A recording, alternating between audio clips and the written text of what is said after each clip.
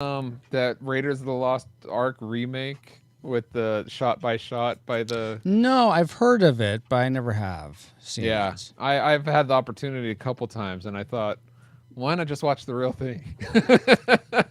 Fair. That's fair. True. Okay. By the way, everyone watching, I Hello. don't know how many of you there are. Oh, there's Hi. We're zero live. right now. So Yeah, you're saying all hi to no zero one, of guys. I'm used to that. Let's see here. What am I doing? Are we live? We are live, yes. We're not dead. I've never been in front of camera before. I'm having stage fright.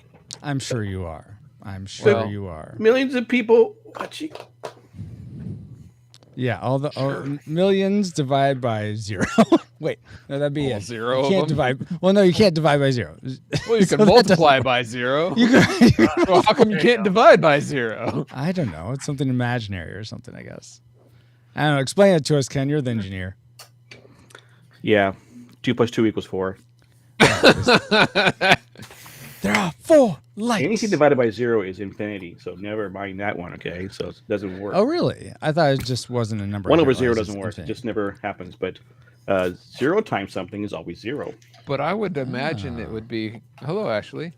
I would imagine that if you divide by nothing, that means it is of itself. So it's multiplying by 1, right? Well, Like- technically, I mean, like your point, but in math, Really, 1 over really, 0 Bravo. Hey, Ashley. Let's see. Brought his A game. Oh my is infinity. gosh. You know, Share screen. And the bite me game. Excellent. what do you just do? I didn't see that. I can't find my Team WAP thing. Oh, you can borrow mine. Oh no. Sad. Borrow mine. Borrow mine. Yeah, I was listening to the next Karate Kid. Oh, You're like, yeah, you got With the Edna mode, I forgot to take out. Yeah, Oh, right in God. there. I didn't finish it. Oh, okay. But it's like, yeah, you get 10% pay raise. I'm like, yeah, 10% times nothing is still nothing. You know? yeah, But then responsibility times nothing is nothing. So hey, exactly. Oh, So it's I never fair. realized that. Yeah, I guess that's the point. Hey, change it's the game. okay. That's right. Yeah, he's playing Super Mario World 2. I was. I'm not Change the anymore. game. Oh, dang it. Why do I always forget that? Thank you. That's why you have the fans here. Let me do that. I forgot to ask too. Am I getting promoted today? You are Yeah. getting promoted Third- today. Well, third- good job oh, on being on top of that. Very good. Yeah. I forget what I was promoted to. I looked it up. I have it in the notes. You are Good. I mean, you're a shipman, but you want to be didn't want to be an engineer. Oh, you want to be in communications. That's what That's it it. was. Communication. Yeah. No, it is not true. Yes, it is true. Take it 'cause back! I'm a streamer. Okay. No. Okay. Thank you, Yes. Sarcast, by the way, for letting me know. All right, going through the Okay. checklist. I'm going to argue with Is Arnold. that already Yeah. audio level check? You are mine now. You belong to me. Okay, thanks, Paul. Let me check everyone's audio. So don't play Now we're having Arnold. fun. Paul, Okay. tell me a little bit about your day, please. Oh man, I had this thing set up where I was gonna say, but I can get louder if you want. So somewhere around there. Keep well, talking. Let's see where everyone else is. Then All right. if you're all the same, I'll just turn it up on mine. Ken, can you tell me about your day, please? Oh, I went and saw Moonfall today. You know, a movie that I won't talk about because I don't want anybody to.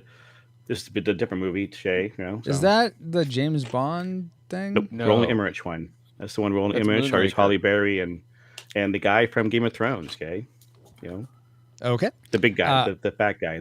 I was about to say that one guy, the only guy in Game of Thrones. and not the StarTropics. two from who are in The Eternal, Peter the other- Dinklage guy, right? Yeah. Okay. Yeah, well, no, he's going to be in a movie. He's going to be in. What's that one with the nose and he writes poetry? Yeah, Cyrano. exactly. That's it. Pinocchio? No. Cyrano. Bobo. We're done, Ken. Bobo, can you tell me about your day, please? What? Tell me about I your didn't day, do please. anything today. I had off of work. I Okay, had off of, it's- well, I woke up. And That's then, good. That's good. Paul, I need I you can't to. turn myself up. Dang How it. many times? How many episodes have we been on? I don't get this. How can you not turn? Because it's up all the way. Is that what it is? I always forget. Yes. Is that the problem? Okay. Yes. Then I can just crank you up in the post. Yeah, It should just be don't fine. forget. Yeah. No, I mean I do a good. I try to equalize everyone, and I do this Okay, good. whole stuff at the beginning. Okay, so I did that. Do you guys all Thank you. have? Oh, do any of you have a time you have to be done by tonight? No. No. Okay. Excellent. Do fixed you my name, all sorry. have 2 likes and a classic maker, 2 dislikes and a tragic maker? Yeah. I don't. Let me think of one more. So here. Yeah, three total total three. of both? To 3 total, exactly. Oh, Two, That's two, 3. 2 and a mega. Yeah, I got my notes here.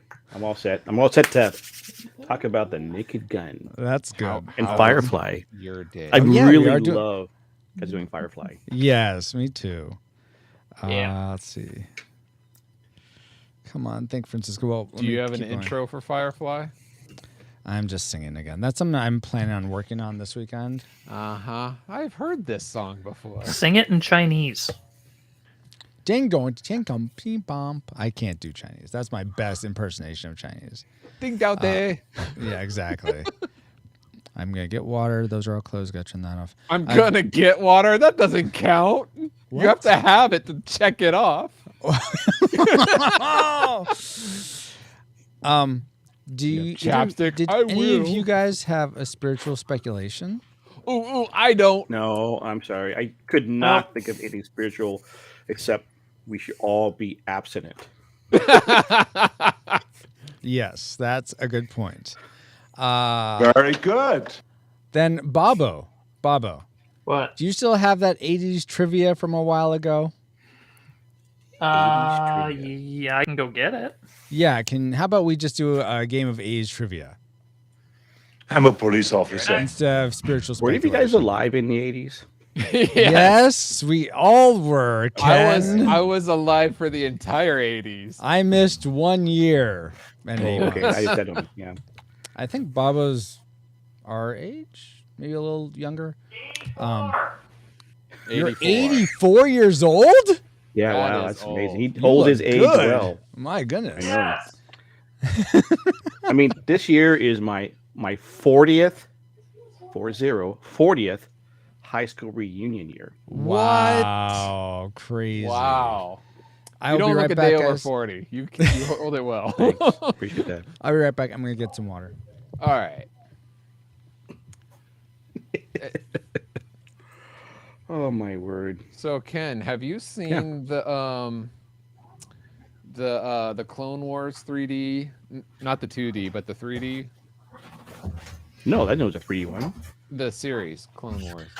Well, so Clone Wars itself, I saw 4 of the seasons, I think. I never Okay. quite finished everything. No. Okay. And so you haven't started like Bad Batch or anything after that, right? Oh, I did. Oh, you I did. saw all Bad Batch. Oh, Oh, okay. yeah, I've seen everything but those last seasons of Clone Wars. I saw all of the Rebels. I saw all of the Bad Batch. And everything else. Okay. I was about to ask about Rebels then. Okay, cool. I haven't. Rebels I is don't, good.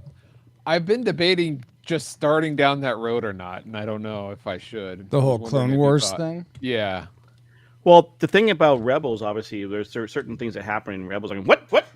That if you had seen Clone Wars, you would go, oh, I see. Because one of the things that surprised me was this dude that got split in half.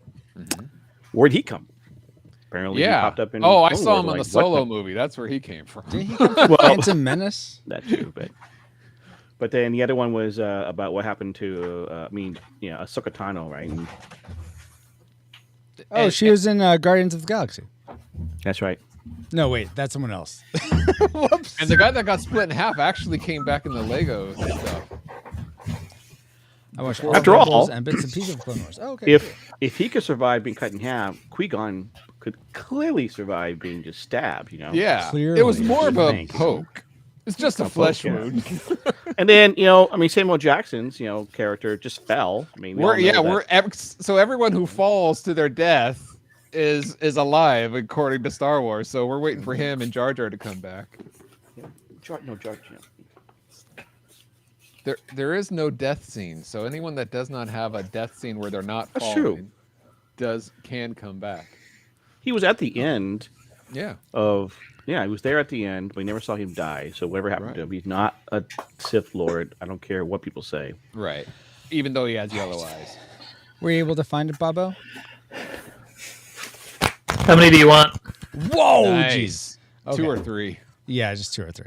Let's. Can do. Okay, go well, ahead. oh no, we'll do the first. We'll do the first to 3 right answers. Will be the winner. Okay. Okay. You are I mine might now. need all of these. Belong to me. You might need all of them. Thanks. Yeah. All right. So we'll do that instead of spiritual speculation.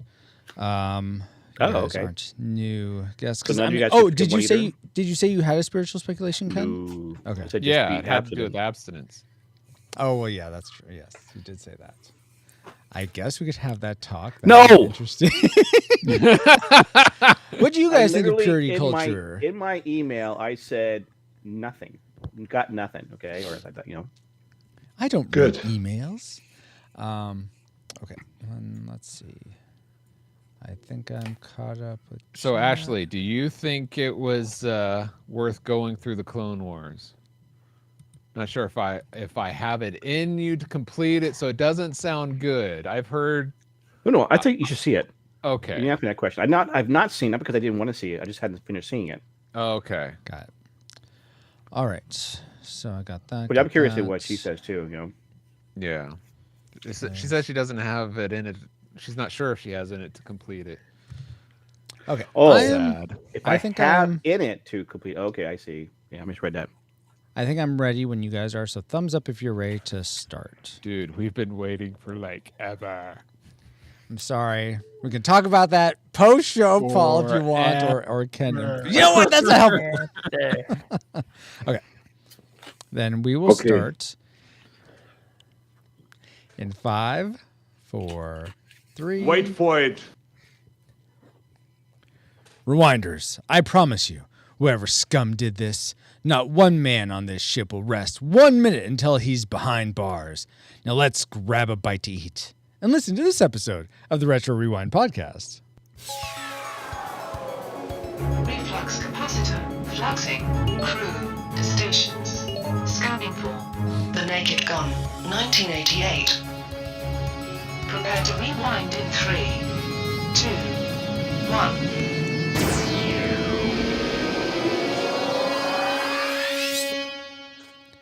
Welcome, Rewinders and new listeners, to the Retro Rewind podcast, where we take a fresh look at movies and games from 15 or more years ago.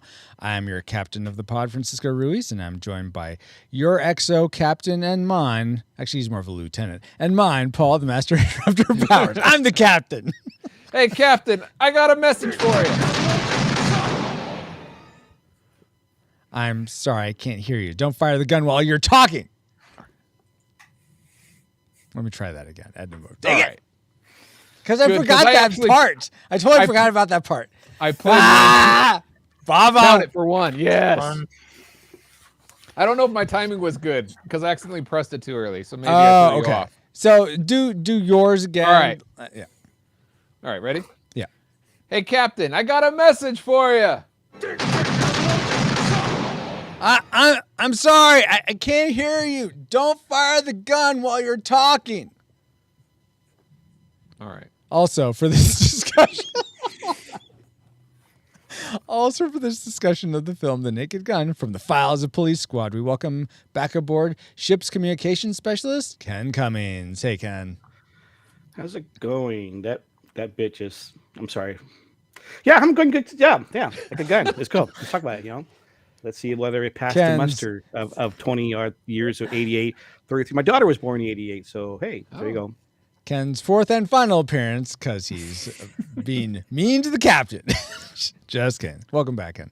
So you said this came out the same year as your daughter? My oldest daughter was born in 88. Yeah. Nice.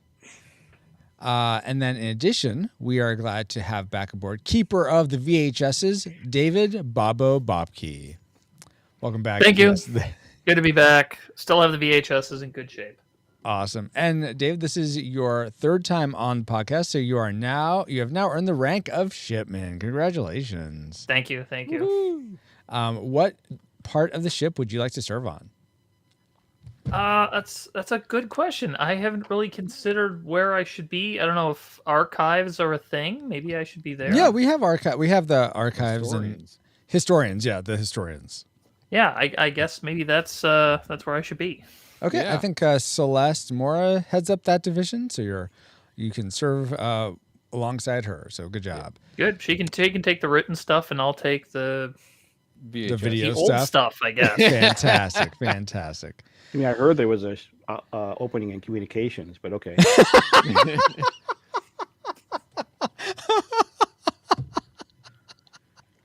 Joy Blogs died a little while back. But back when we said clean off.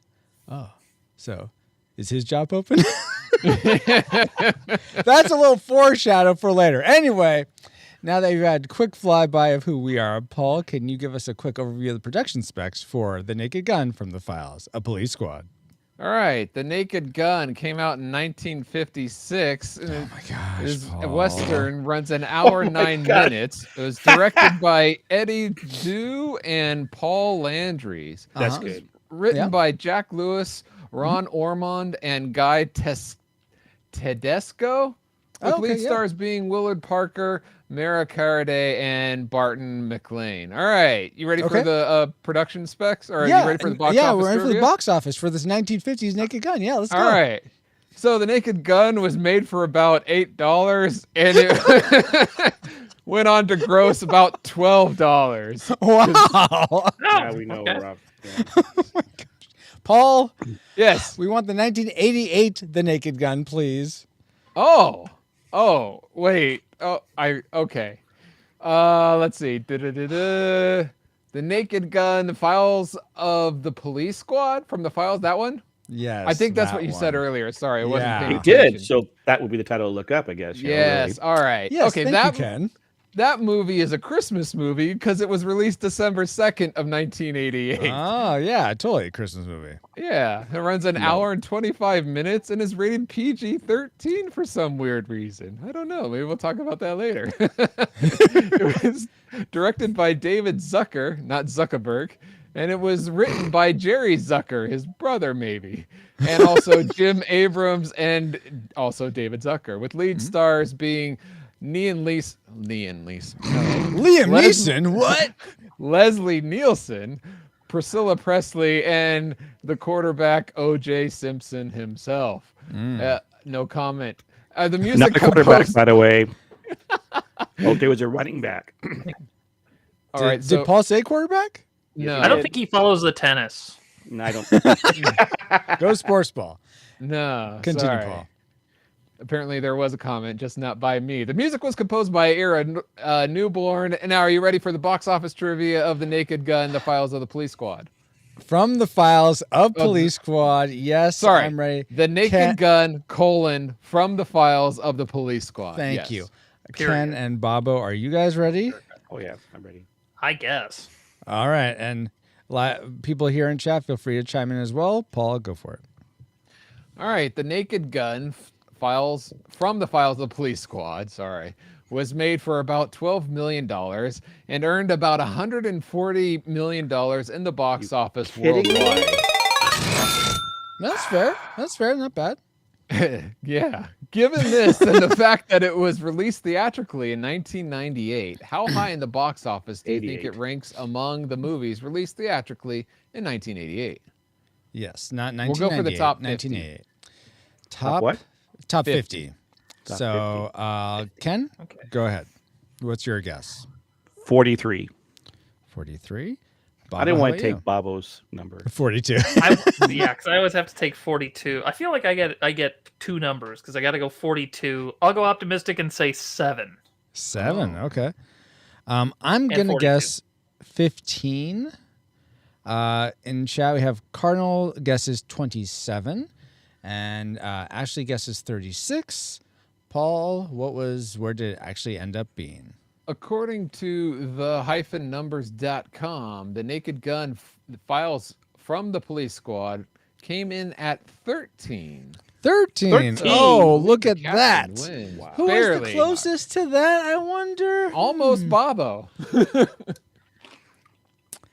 I was closer with 13, Paul. Okay, I guess the captain always Someone had 15, wins. I guess, right? I think I heard 15. I'm Okay, not you sure. set the rules. The hearing loss I have, you know. Don't want to bite the hand that doesn't feed me. Okay. Oh, my gosh. Anyway, thank you for those factoids, Paul. Yes. And let's see if any of them factor into our memory mind meld or subsequent roundtable discussion which we'll get into once Alice has located our target film.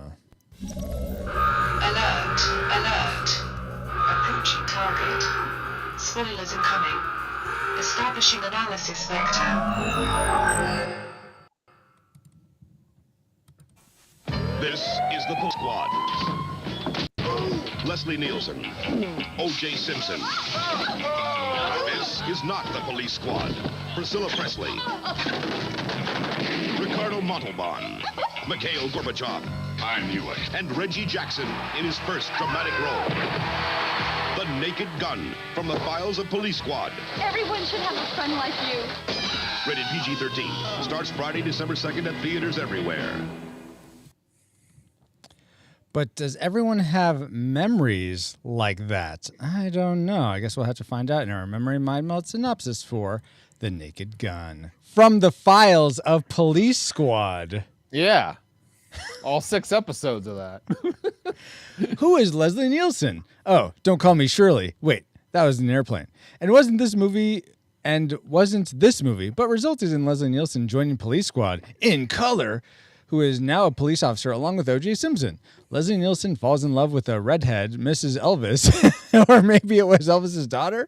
He finds out Khan is up to no good and uses a police tank. What about the end or climax? I don't recall what happened, but Leslie Nielsen arrests the bad guy. Freeze frame. Yeah, some of that was kind of right, but mostly it was just decepted. Mrs. Elvis Presley, yes. Not Oh, daughter. so she was actually married to Elvis Presley? Oh, yeah. She Oh, thank you. was? Thank you very much. Here's a long Was she story. really young? Not for the show, but okay.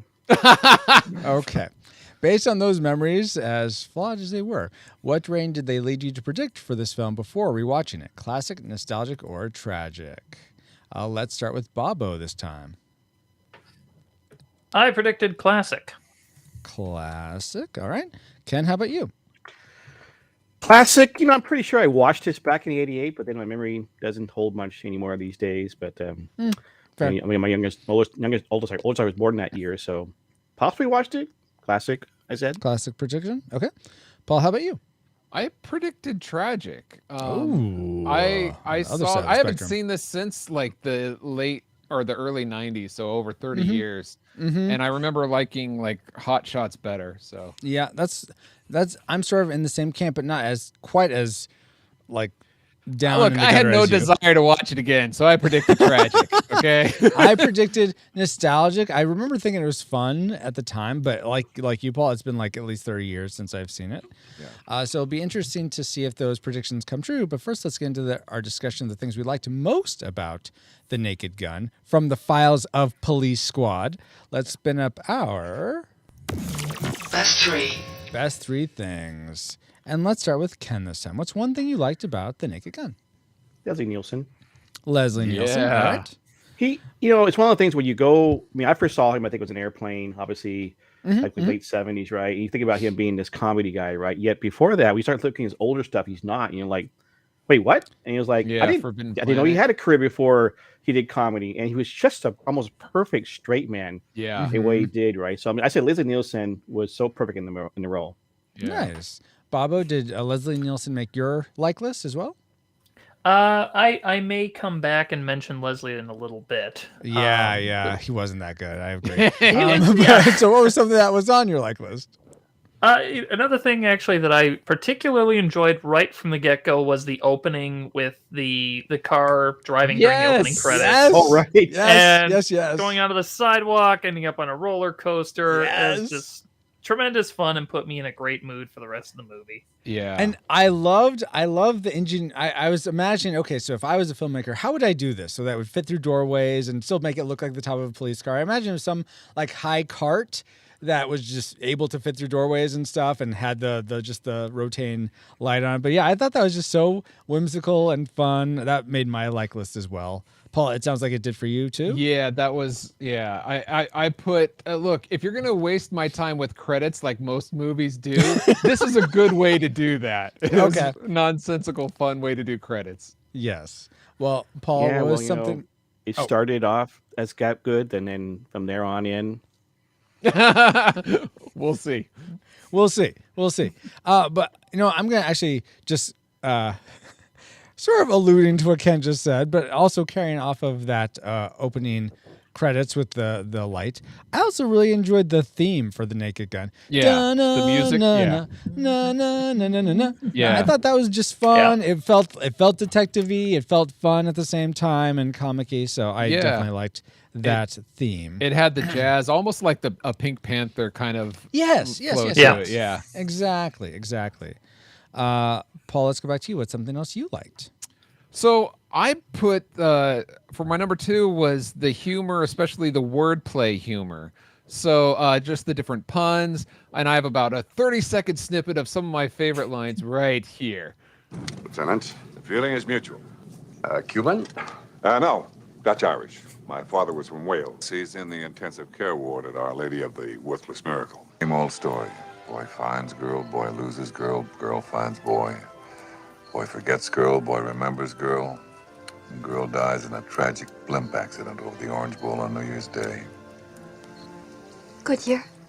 No, the worst. Can I interest you in a nightcap? No, thank you. I don't wear them. Drebin. Frank. You're both right. So I thought the dialogue was very well written. A lot of witty lines there. Sure. Yeah, witty. Bobo, what was something else you enjoyed?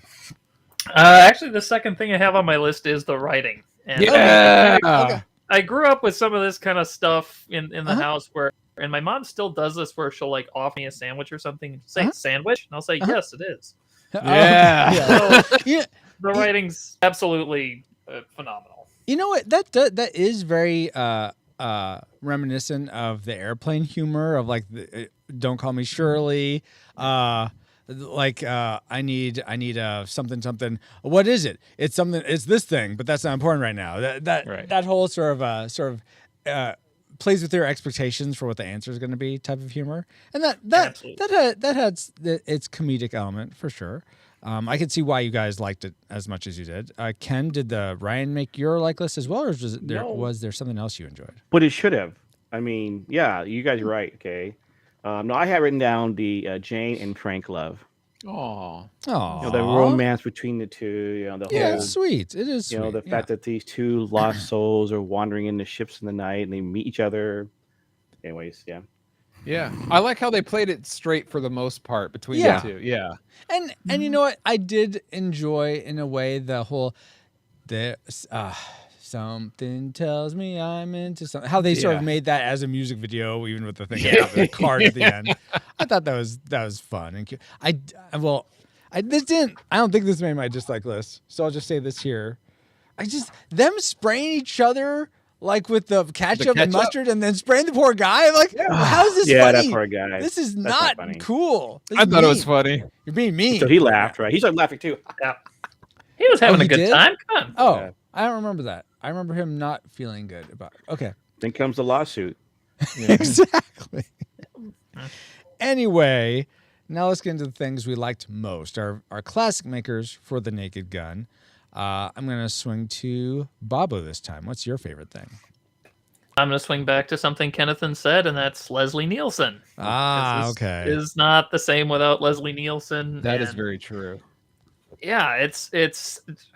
I mean, having seen only a little bit of his dramatic stuff from earlier on, I'm more familiar with the comedy stuff. But he just having a guy who can play it straight in this type of a comedy is terrific, and Leslie Nielsen's about spot on perfect with what Frank Drebin needed to be.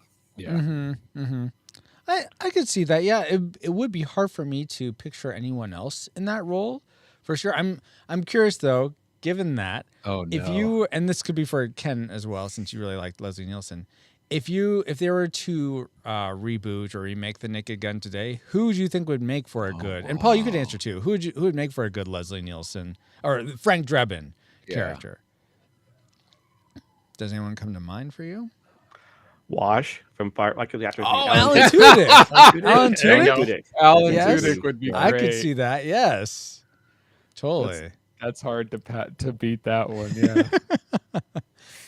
But he doesn't have gray hair. So Not yet. You can put a wig on anyone, okay? Yeah. I suppose that's true.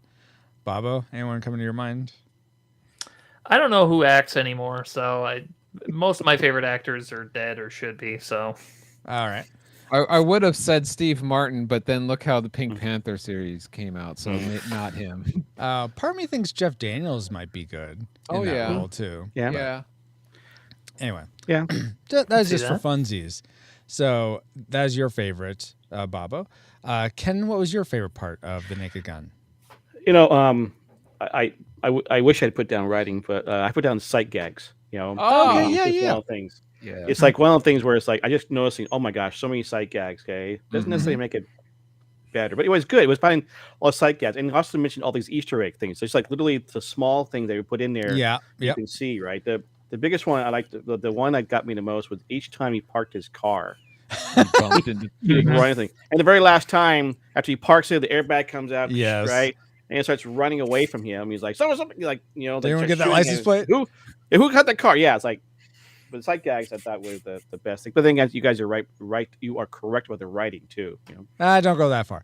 Yeah, that's exactly what I put for mine. Sight Oh, gags. really? Yeah, Okay. just Oh, the okay. physical comedy. But like you said, the sight, like the outline, the chalk outline of a dead person floating the on the water, water. yeah. Yeah, or walking around the walls of the set instead of through I was the just about doors. to see that one. Yeah. Yeah, I was about to see and- that one, and- yeah. Yeah, Or wait things to like that are Photoshop just and Yeah, the the- physical the humor. thing with- Go ahead, yeah, I Bobo. was gonna say the thing with Police Squad too is when they were told they were getting canceled, and only airing 6 episodes, the reason they were given is you have to watch it. Which sounds weird, but it's like, yeah, if you just have it on in the background, it's not Oh, yeah. really going to sound that good. There's some dry dialogue in there, but Uh-huh. the visual humor adds everything to it. So Yeah, that's yeah, fair. makes sense. I had forgotten there was a police squad. Bubba was in my stream. He was mentioning about watching I him. didn't go, what? realize that, Oh, yeah. that's when I found out that he was with me on the show, by the way. Okay. Ah. Anyway, I wasn't aware about who was with me mid-plotting. then. He's like, I watched Police Squad first. I was going to go, oh, really? Oh, what? The Police Squad? I had to look up IMDb. Holy mackerel. I guess it was Yeah. on TV. I guess, don't know if I watched it or not, but But only Well- 6 episodes. Yeah. That leaves that You. leaves me and Paul. Did you just do yours, Paul? Yeah, sight yeah, gags. gag Oh gags. jeez. Edna mode. See if I Oh, remember where- to take where this is one it? out. Where is it? Let's go like a Francisco mode. There's Really? Edna.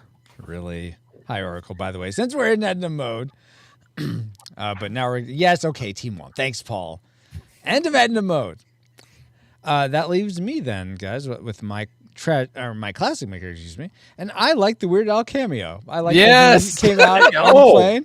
That was so short, though. Yeah, I but it was know. unexpected. I If you- know. I mean, if you hadn't seen it, like, But that was my the classic credits maker. mentioned him, so Oh. I'm like, so I don't know. I liked in the Uh, credits that they had Weird Al played by Weird Al Yankovic, and the next credit was Yeah. Weird Leslie. Oh, I thought I saw something like that, but went by as my eyes like registered it. It Yeah. had gone by, and I was just like, well, I was more concerned with getting to the end to see if there's anything at the end, because this seemed like the perfect movie to have something post credits, but Yeah, there wasn't. true. anything. yeah. So Unlike I- Airplane. Oh yeah. With the guy at the curb, I'll give him like Yeah. 5 more minutes or something. Yeah. Yeah. Well, guys, you know what? Okay, all right. No, you didn't get something again. Come on. Yeah, dude. well, How many episodes so of this? Weird You're Al always forgetting? wasn't my last thing that I liked. I know. You're so shocked. I actually also liked Stunning and Brave. Each week, hosts Chris Cowan of the Babylon Bee and Nate Henderson of some boring budgeting job confess their privilege, spotlight stunning social media posts, and fabricate outrage, all while keeping you super woke and enlightened. They will make you laugh. That's right, you have no choice. Check out Stunning and Brave at stunningandbrave.net. That's great, Francisco. But what does Stunning and Brave have to do with the Naked Gun no from the connection. files of the Police Squad? You know what? Zero connection. There is zero connection because Stunning and Brave is actually funny. So let's go on to the trivia. A little foreshadow there.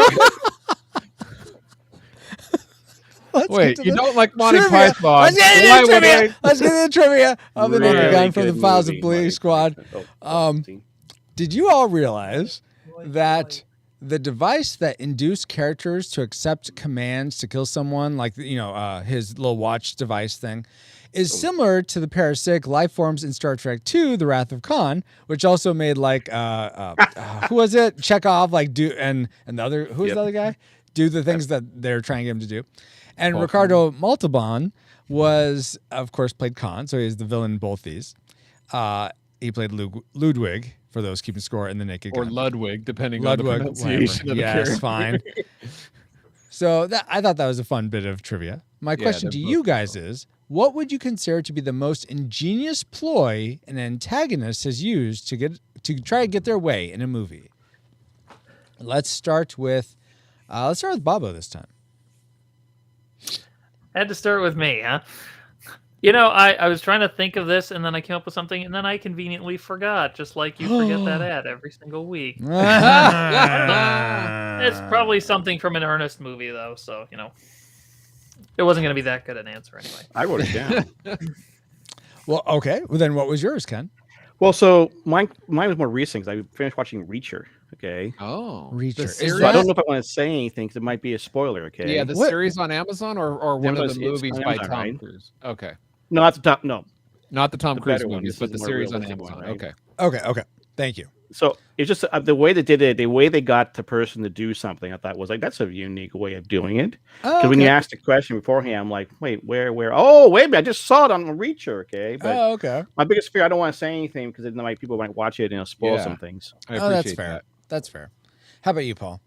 I don't know about ingenious, but I do think one of the villains that I sympathize for probably the most is the character that Ed Harris played in the movie The Rock, where he's the general, takes the anyway, he's the main Francis villain. X. Hummel, Lieutenant Colonel, Marine Corps, Alcatraz, out. Something like that. Yeah. So he takes, basically San Francisco hostage with chemical warfare. Yeah. So, but the reason why he goes behind and does that is because I'm sympathetic to the military, because I don't know, my family's been in the military, so I have what? So, but go listen to our awesome The Rock episode, which you can check out. Not the Dwayne Johnson episode. No, we didn't cover Dwayne Johnson. Ha ha ha, Paul. No, but we actually covered the movie The Rock by Michael Bay on episode 91. So retrorewindpodcast.com/91 if you want to hear our thoughts on that. Speaking of thoughts, I'm curious if you had a villain in mind, Francisco, an ingenious villain. Well, I thought, as much as I didn't like the movie, the one that came to mind is I thought Ratigan from The Great Mouse Detective, how he steals this toy maker to make something that's supposed to be that's fine, that's the Queen of the England, but to assassinate the Queen of England. Exactly, how convenient! I know, right? It's like, oh wait, it's this movie. Oh my gosh. Apparently in the 80s, everyone was trying to kill the Queen of England for some reason. No one liked the British monarchy for some reason. Anyway, but that would be mine off the top of my head. Great trivia, Francisco. Thank you. And now that we have all of our trivial fun, let's find out what memories you, our awesome rewinders, or our rad rewinders, had about The Naked Gun from the Western. No, we'll make it from the Files of the Police Squad. Wow. So didn't get any answers for the other ones? Lesty. No. So let's do the Police Squad one. Wow. Lesty says, never seen it. Well, that's great. Lesty, thanks for that. D. Tungsten says, he did the gif of Leslie Nielsen, nothing to see here outside the firework factory. He says, okay, this is weird. I could have sworn that that said the second film. Okay. And then he quotes, actually, they're here for Weird Al Yankovic.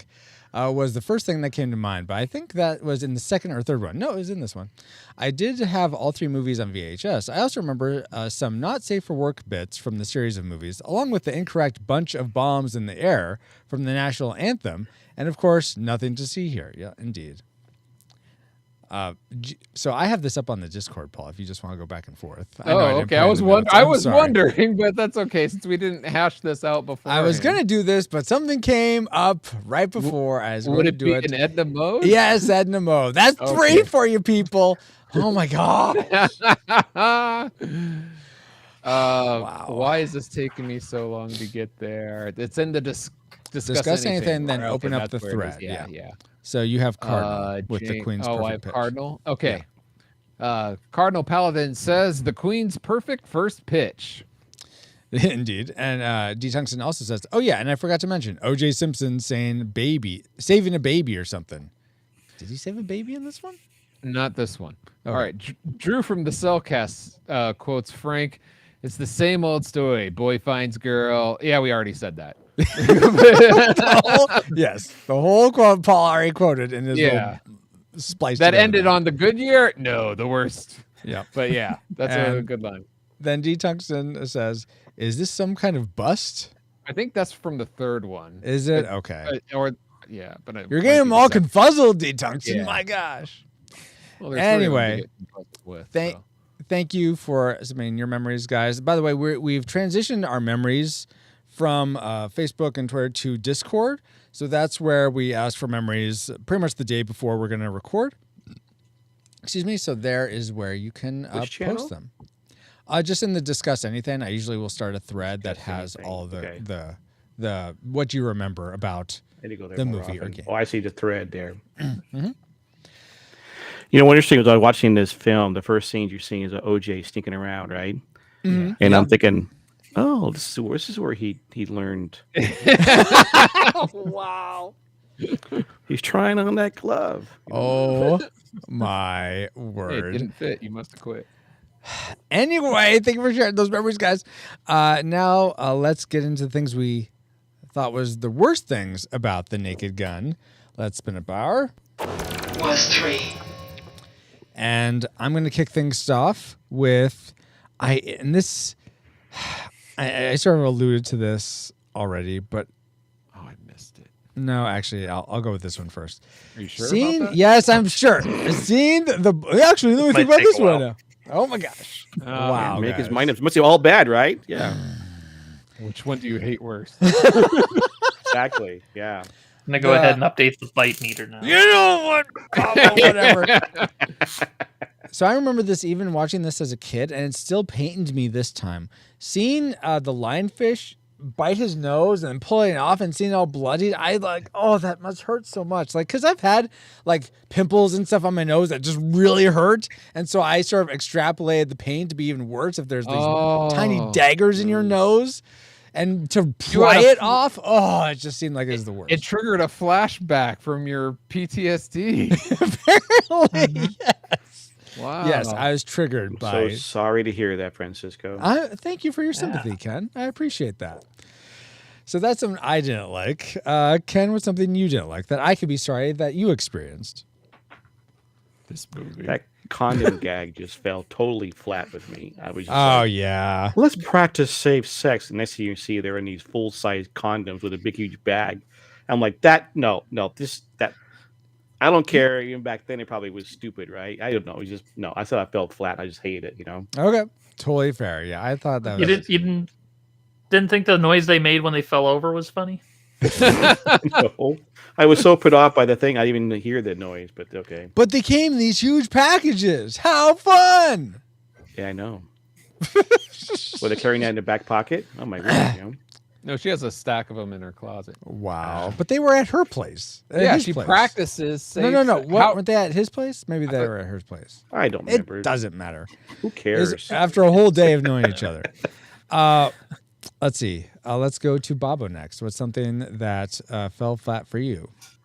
I did have a few problems with this movie, especially having watched Airplane last time I was on this year's show. Yeah. And watching Police Squad, I watched all 6 episodes before watching The Naked Gun. Yeah. And I know I'm going from TV shows to a movie, but I felt like there was a little bit too much downtime between in the big movie? jokes. And, yeah. And I understand you got to have a little bit of downtime, but with Airplane, it was still pretty rapid fire. Yeah. Yes. Yeah. And it felt like there was a little bit too much time between jokes sometimes here. It's like they were trying to make it they were trying to take it a little too serious to make it a legitimate movie with the plot and everything. Maybe, yeah. Yeah, and you know what? I'll go off that, Bobo. Actually, I won't because we have to let Paul have a chance. So, Paul, did you feel like there's too much time between jokes, or yeah, was it I pacing agree off, with that or assessment. what was? Sure, Yeah, but what the thing that I wrote down is that, for some reason it got in my head the remote control that that was used to control people. It's some of the shots, the cutaway shots, it seemed like only certain people that might have been wearing a watch or might have been not. I don't know why the remote worked for some people and not others. It's one of those, this is a silly movie. You're not supposed to think that much far into it. But the way they cut in some of the shots, it seemed like there was more of a plot there, like there was a link between the characters, but they didn't go into it. They kind of went halfway into it, so it took me out of the movie. So, Bob or Ken, did you feel taken out of the movie by that or something else? No. Sorry. Okay, it's just me. Sorry, folks. No, There's a lot it's more not. to me out of the movie. It's not just you, Paul, because for me, I had such trouble understanding the motivations of a lot of these characters. Like, I didn't really get, especially why Ludwig, Ricardo Montalban. Montalban. Welcome to Fantasy Island. Yes. All right. I didn't get why he wanted to kill the queen. Was it to keep her from getting the drugs? He was going to make millions of money from it. He wanted rich Corinthian leather. What? I thought someone want was to kill the paying queen. him. No? He didn't want. I thought he did want to kill the queen. That's why he programmed the people to do it. Yeah. So why though? For money. From where? How does he get money didn't go from into that. Again, they didn't go into that. See, this is what I'm talking about. I don't know what's going on. Why he's why? Why do you want more money? Why do you want more power? He wanted the rich Corinthian leather. Okay. Yes, but why? And the queen was keeping him from getting rich Corinthian leather? You guys know anything about that joke? Just fell No, I don't get it. Where is that from? He used to do TV commercials for, I think it was Chrysler, and the cars used to have rich Corinthian leather. You talking about? Oh, okay. Never mind. You got the too young. If I'd seen that, I probably would have thought that was hilarious, Ken. Thank you for. You're right, though. Why did he why kill the queen? I don't know. So that was something that I didn't like. Something else I didn't like. Ken, what's something else you didn't like about the Naked Gun? Baseball spitting scene was just that was pretty gross. Gagging to me. Now, mind you, I love baseball, and you can speak, but I'm like, oh my gosh, he was to the point where I'm just so much. I want to throw up. Right? It's like just total nauseating. Like, nah, too much. A little bit was fine, but oh my god, So it's interesting. I don't think it was the same day. It was like the day after. But sometimes before bed, my daughter will want to watch with me these like try not to laugh video compilations of like silly things kids do or pets do. And this one we were watching had these two instances of kids like getting sick and throwing up. I'm like, it's just like turn my stomach to watch. I'm like, why are you putting this in here? And so it wasn't about it upsets my stomach. Quite like that for me with this. But it was just so gross and not. Well, I'm not going to talk about the fact that the Seattle Mariners, my team, they were playing the California Angels at the time. Okay, now they're called the Anaheim. Right? They're playing in freaking Dodger Stadium. Yes, they were. Yeah, I like. What's wrong? What's wrong with that? Well, they pretended to be the Big A, go over in Anaheim, and it wasn't. Yeah. So you know what? I can get your frustration. They should have filmed it at California State University Northridge, like every other movie. Come on, get on board. Get on board, Naked Gun. Northridge. Oh my word. Yeah, it's where Francisco and I went to college. was, right? The earthquake was there. Yeah, destroyed the library almost. Anyway, Baba, we're reviewing Earthquake right now. What was something you didn't like about the Naked Gun? What was the fault line in this movie? Good one. My number 2 on my list. I don't know if this is one of the 74 things that Francisco has on his list. Oh my but gosh! having just watched The Police Squad and then watching this movie, I couldn't help but notice there were a lot of differences in the cast. Oh, We still had really? Leslie Nielsen, of course. That was the main thing. But Mhm. Ed Hawken was George Kennedy in the movie. And I missed Alan North from the series. Yeah. And it's George Kennedy didn't do anything wrong, but I missed Alan North. Okay. And I missed Abraham Lincoln.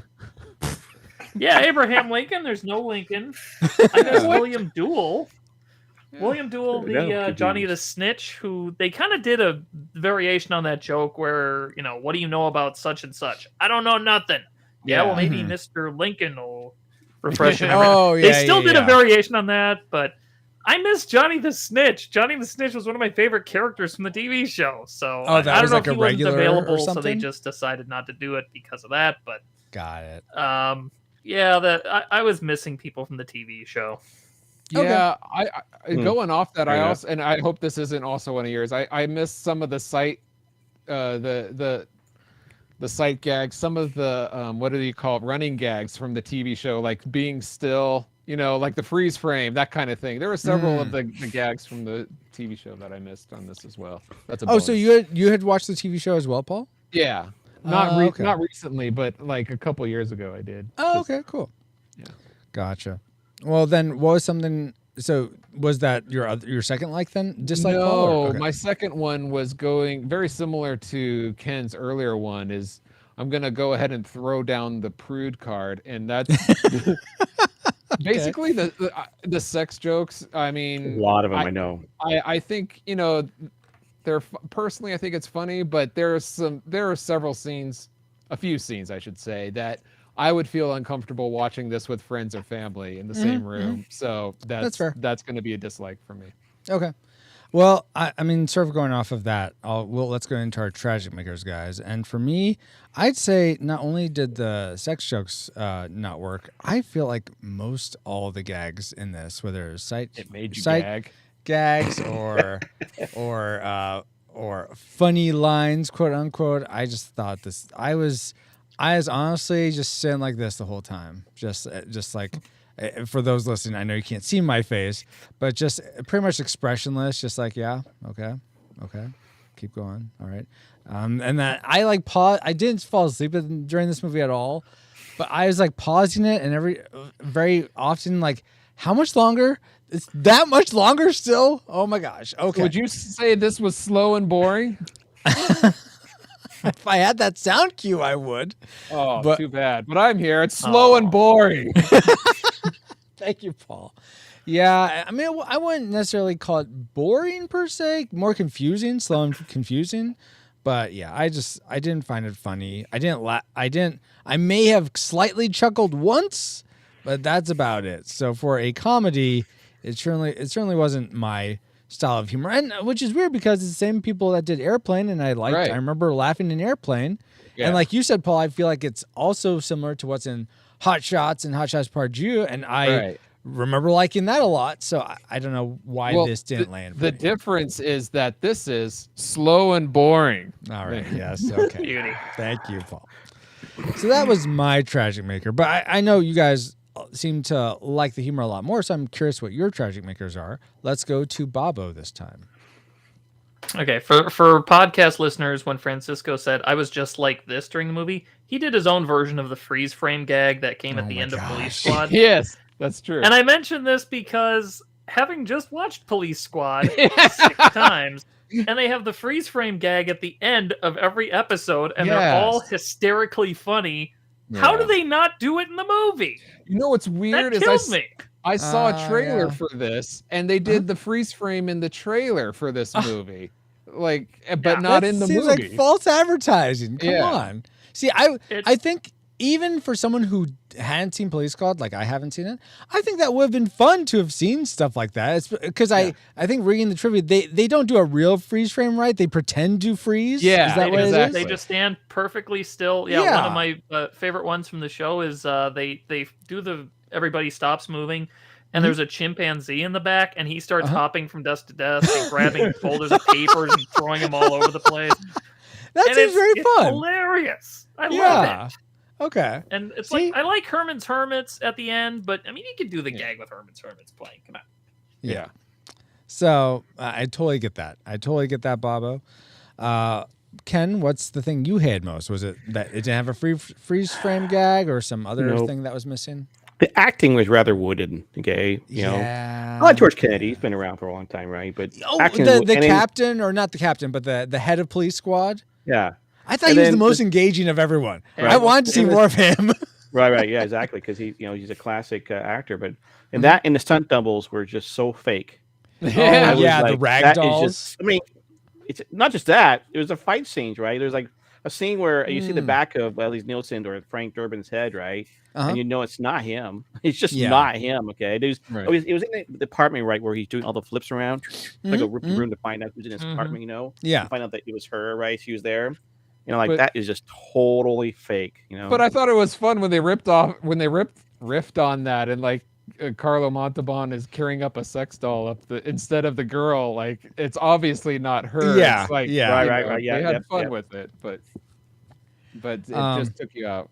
Honestly. I get that. I totally get that.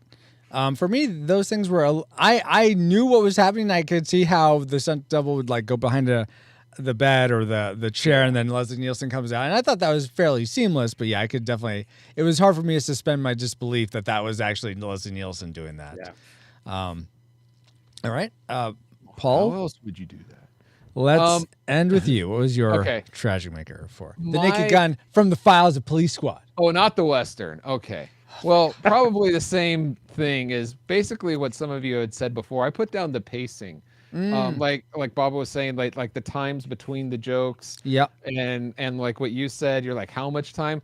Like the whole thing, like, okay, assassinate the queen, and they're at the dinner party, and then that didn't work out. And like, okay, let's gonna assassinate the queen at the baseball field. All right, fine.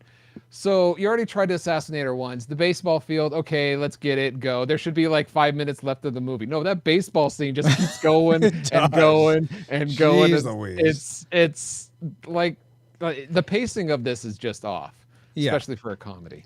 You know what? I will say, I think I did remember the one half chuckle I did have. I think was in the baseball scene though. There are some funny moments in it. Yes. Yeah, when he saves the queen and they're like, "Oh, it's the opera guy's name. I forget what his name. It's Portolini or something." Yeah, whatever his name is. I thought that was funny that they were thinking it was the opera guy that saved the queen. Oh yeah, and the guy pointing it out too, wasn't he Francis from Pee-wee's Big Adventure? Yes. Oh yes, Chubby, yes, it was. Yes. Love that cameo. Yeah. But those are the things that we didn't like so much. And now that we've entered all our targeting information into the firing computer, Alice, you have a firing solution for us. Yeah. Firing solution complete. Rating salvo at the ready. On your mark. I just wanted to take a moment and say to the angry younger generation, when I said chubby, I was not making a fat joke. That's his name, the character he plays in Teen Wolf. In Teen Wolf, yes. Yeah. It's okay, Paul. It's okay. Sure. You don't have to explain. Well, you know, cancel culture. No one below 30 watches this. Or listens, yeah. I'm kidding. I think some of you are below that. Anyway, all right, guys, it's time for the moment of truth. Does The Naked Gun from the Files of Police Squad, do we rate it a classic? We'd recommend anyone go see this movie, whether or not they've seen it before. A nostalgic, it's worth seeing again if you remember liking it from the last time you saw it. But if you've never seen it, go watch a different movie. We've mentioned some others, possibly like Airplane or Hot Shots or other things. Or Holy Grail. Or what? Holy Grail, yeah. No! Or is this a tragic like Monty Python and the Holy Grail? Is it worth no one's time today, whether or not you've seen it before? That's right, guys. You can give me your deep freezes all you want. I'll hold firm. Anyway. That part.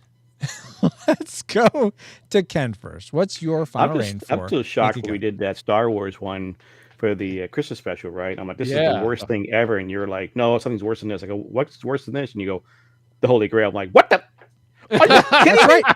That's right. I was just blown away, okay? But anyways, I started off calling this a classic because the Naked Gun, that's right? where I came away saying it is a tragic. Whoa. It doesn't hold up. The jokes are not timeless. There were times I did laugh, but otherwise, it's not worth seeing or re-watching. Ooh, There you go. Dun dun dun. All right, that was a big fall. Bobo, was it an equal fall for you? You predicted classic, but did it stay there? So, I have to say real quick, I have a weight on my shoulders now because we've already got one tragic, and Don't the worry two about times I've been on the show so far, you guys have disagreed with what I've said about the movie. Don't worry, you So- be you. Yes, you be you, Bobo. So this is not going to end well. I said classic. I watched it, and my immediate question was, "Is this as good as Airplane or better?" And I said no. No, it's not. And I thought Airplane was a classic, despite what you guys thought. Mhm. So Yeah, then the classic. question simply became, is it classic or nostalgic? And I actually have to degrade it to, I have to take it down to nostalgic. It's not must see. Right. If it's Naked Gun or Airplane that I'm going to watch Airplane more often than not. Yes, And even if absolutely. it comes down to Naked Gun or Police Squad, I'm definitely watching Police Squad. And it's maybe because the pacing's better because it's a TV show.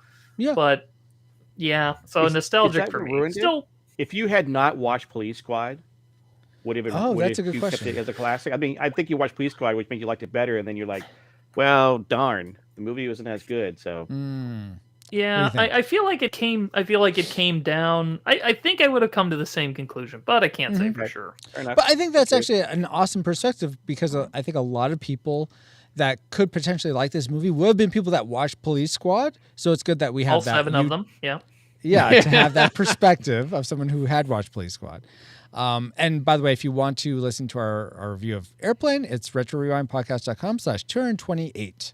So yeah, we ended up with a disputed nostalgic final rating on that one. Don't call me Shirley. Okay, we won't, Ken. Let's go to Paul next. You had predicted a tragic. Did you end up saying tragic or did it go up? I actually enjoyed a lot of the sight gags and the wordplay. So this actually bumped it up to nostalgic for me. It's definitely not a classic. I mean, if you enjoyed this movie, I would say if you enjoyed this movie before, you should go ahead and put it on. But I agree with Bobo that it's not as good as Airplane or some of the other stuff out there is better. That's why it's not a classic. All right. Well, unfortunately, I'd have to disagree with you guys because this is totally a tragic. Shocked. Totally a tragic. I don't know what you guys are. I mean, no, I can't. I agree with me then. I do agree with you, Ken. Yes, we're on the same team. If you're watching the stream, me and Ken are on one side, and Paul and Bob are on the other side of the screen, which is fun. But yeah, so we are at a tie. So we're gonna go to Francisco from the future to find out what our awesome Rewind Republic, the patrons that support the show at the $5 or more level, they get to have a say in in breaking the ties on these movies where we come to an impasse. So let's go to them to find out how they rate this film. Okay, so guys, now edit mode, kind of, sort of. I'm going to take this part out anyway. So we did this last time, and I thought it was fun. We actually recorded if the response was nostalgic and if the response was tragic. What if it's tied again with? What if they come back with a classic? Then that's going to default to nostalgic. So you did two cuts, two takes. Okay, I was wondering about that. I think we shoot everybody out the airlock that voted then. Exactly. Wow, guys. Okay. So, so let's do nostalgic first. So respond if there was a nostalgic. All right. 3. Okay. I feel that is so. Yeah, it makes I sense. used to love this community, but I'm just. What? I know. I'm kind of speechless. No. They're pretty Why? rad. Why Because would you rad guys? Rewinders. No, not rad. Because it's funny. Some of the jokes. Yeah. Okay, guys. I mean, fine, patrons. If you want to vote that way, I guess I can't stop you. That's right. But Power to the people. I call into question your loyalty. Don't mutiny. Don't mutiny against your captain. Why not? Wouldn't be the first. Oh my gosh, Paul. No, I mean, if all of them said that Monty Python and the Holy Grail was a good movie, then I'll say I'll embrace you again. Okay, so yeah. Just go ahead and pull out the bite meter now. Oh my gosh! Here, 3/4 of the Raise it way up. there. Okay, so we'll end. That'll be for if it's nostalgic. Now we'll do tragic. 3. See, I knew it. I knew this good. movie was not worth it. Thank you, Not worth it. patrons, Yep. for confirming this. All right. You people We hate got me. Now, mind Did you you, Oh, go ahead. I'm Ken. okay with Francisco being on my side with this whole thing. Thank even you. though Yes. he has this different take on a great classic movie called Monty Python and the Holy Grail. It's different, but right. Yeah. What did you say, Interpret how you Baba? feel, right? People? Did you say people hate you? People most hate me. I think it's Paul and me. They hate our good looks. They're jealous, and so they vote for you guys instead. I mean, I know I'm jealous of your guys' good looks. So it's. I mean, you got Paul with the hair, Baba with a goatee. I mean, what? I just like I can't compete. I can't compete. Just you over guys that. are all right. Kevin's got his beat on the beard, though. Jeez. That's true. He I does want have us beyond the beard. But all right. So thank you, patrons, for I guess siding with You. yeah, siding with us. I'm happy about this. Are you? I forgot sounds which so one we were conflicted. recording. Okay. He Yes, is I so know. conflicted, man. Wow. He got through 3 things that he didn't like of the 906 or whatever it was. I will say this: it was much easier for me to come up with my dislike list than my like list. Yeah, I noticed. Oh, Yeah, okay. yeah. All right. So now we'll get back to our the end of that. Well, all right. So there you go. Thank you all again, Rewind Republic for arranging this, and now it's time to get back to our own time. Good old 20XX. 20XX. Comsat You know- online. Receiving incoming transmission. Incoming transmission. What is If it? this is watched in 2100, Yes. then they're going to blow it, right? So I was thinking of 20XX. That means that when you're watching the 2121, Yes. they're going to go, what? Yeah, Yeah. no, because they're listening to the past. They this are is listening to the now past. for us. Exactly. But in there, It's they the just past. missed it. Okay. Just now.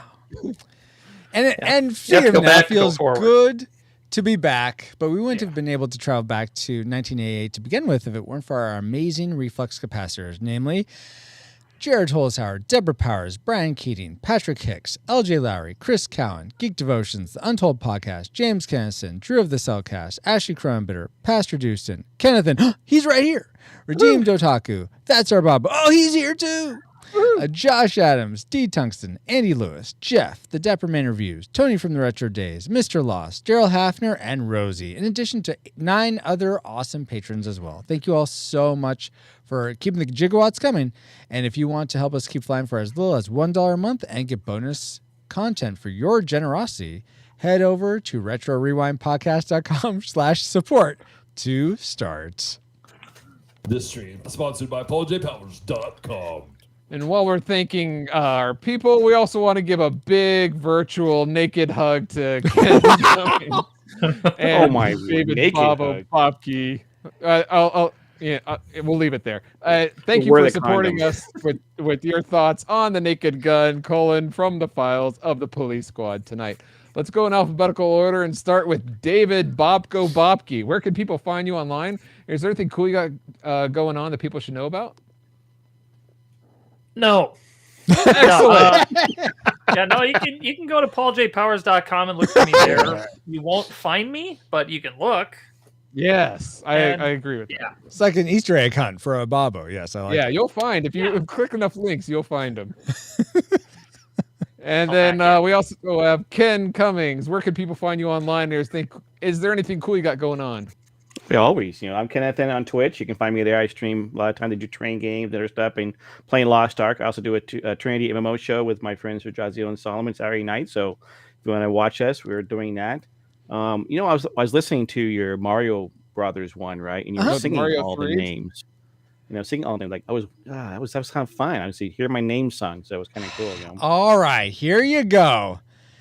Jared Holzhauer, Deborah Powers, Brian Keating, Patrick Hicks, LJ Lowry, Chris Cowan, Geek Devotions, The Untold Podcast, James Kennison, Drew of the Cellcast, Ashley Cronenbitter, Pastor Doosan, Kenneth, and here he is, Redeemed Otaku. That's our Bubbo. He's here too. Josh Adams, D. Tungsten, Andy Lewis, Jeff, the Dapperman Reviews, Tony from the Retro Days, Mr. Lost, Daryl Hafner, and Rosie. You know, I said I liked it. I didn't say I want to hear it again. Oh my gosh! No, that was fun. I like that. Thank you for doing that. You're welcome. You don't have to try more. I'm not there yet. Oh, goodness gracious. Thank you again, though, sincerely, Ken and Bobo, for being here. And also thank you to my lieutenant friend, Paul, and all you rewinders, new and old, for another fun voyage. You're welcome. And you can find me, pauljpowers.com, at the place where you can find that sour Bobo at pauljpowers.com. Indeed. Click away. Links. All links. right. And you can find me on our Discord for show announcements or just to say hi. Join us there at retrorewindpodcast.com/Discord. Do it. All right, sorry. Don't this awkward pause has been. I know. I need to put it on my phone. I'm sorry I haven't put it on my phone yet. I need to get to that. As Nathan just said, we are now part of the Culture Box Media Network. Find all the shows on Packing Truth. I'll find all the shows. That sounds very inclusive. All the other shows don't unpack truth, story, comedy, and geekery. You can only find those at culturebox.media. So with that, Captain, we're on final approach to base, which, just don't bump anything when you park the pod. I'll try not to. Anyone catch the license plate of that pod? Thank you, EXO, and thank you all for listening. We pray you are more joyful now than you were when you first hit play today. Awkward redo. Well, I thought I changed this. More joyful today. Oh, today. That's supposed to be today. When you first hit play. Yeah. Okay. Yeah. I haven't changed on the. Oh my gosh. That's what I thought you were doing too. You're going to start singing that outro. Thank you, EXO, and thank you all for listening. We pray you are more joyful today than when you first hit play.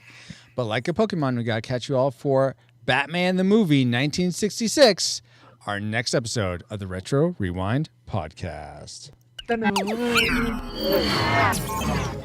Retro Rewind mission complete.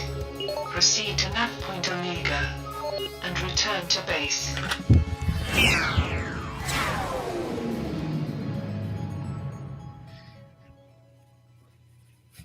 I got nothing. That's fine. Batman? Yeah. 1966, Adam This West. says Harry and the Hendersons. Yeah, there's been a scheduling conflict. Yeah, so. we had to change it. This Discord needs to be updated somehow. I know. I'm so behind. It still says guest TBD, and I'm like, I don't think that's possible. Yeah. Hey, can I take a bathroom break real quick? Sorry to be so descriptive. Sounds good. I need to spit out my chew. That's fine. I'll try to come up with a Firefly transition while you're doing it. Yeah, there you go. well, you can do it like South Park. You can just have a bucket next to your desk, right? Oh, you have that DVD set too? No, awesome. I just saw the one with the World of Warcraft one where he was playing all overnight, right? And his mom came up with a bucket, and I was talking about Bobo's Firefly DVD, but yes, I know what you're talking about in that sorry. one. That's okay. I'll tell you Is that right? That's Make Love Not Warcraft, right? Something like that. Episode. Yeah. Okay, let me focus. Oh, look here. at that! I didn't look at the background. Oh yeah, Paul had he did a green screen replace or something. I know, but yeah, it's like a black wall, I think. Yeah, he bought it thinking it was like gonna soundproof his room, but it turned out not to do anything. So, that's not bad though. I mean, the way it's black is like it definitely stands out the posters and such. Yes, I agree. It does do that. Because you can see over here, I got a tan wall. Mm-hmm. And kind of a red barn wall over here. Because that his looks more dramatic. That's true. That's why I remember doing graphic design in school.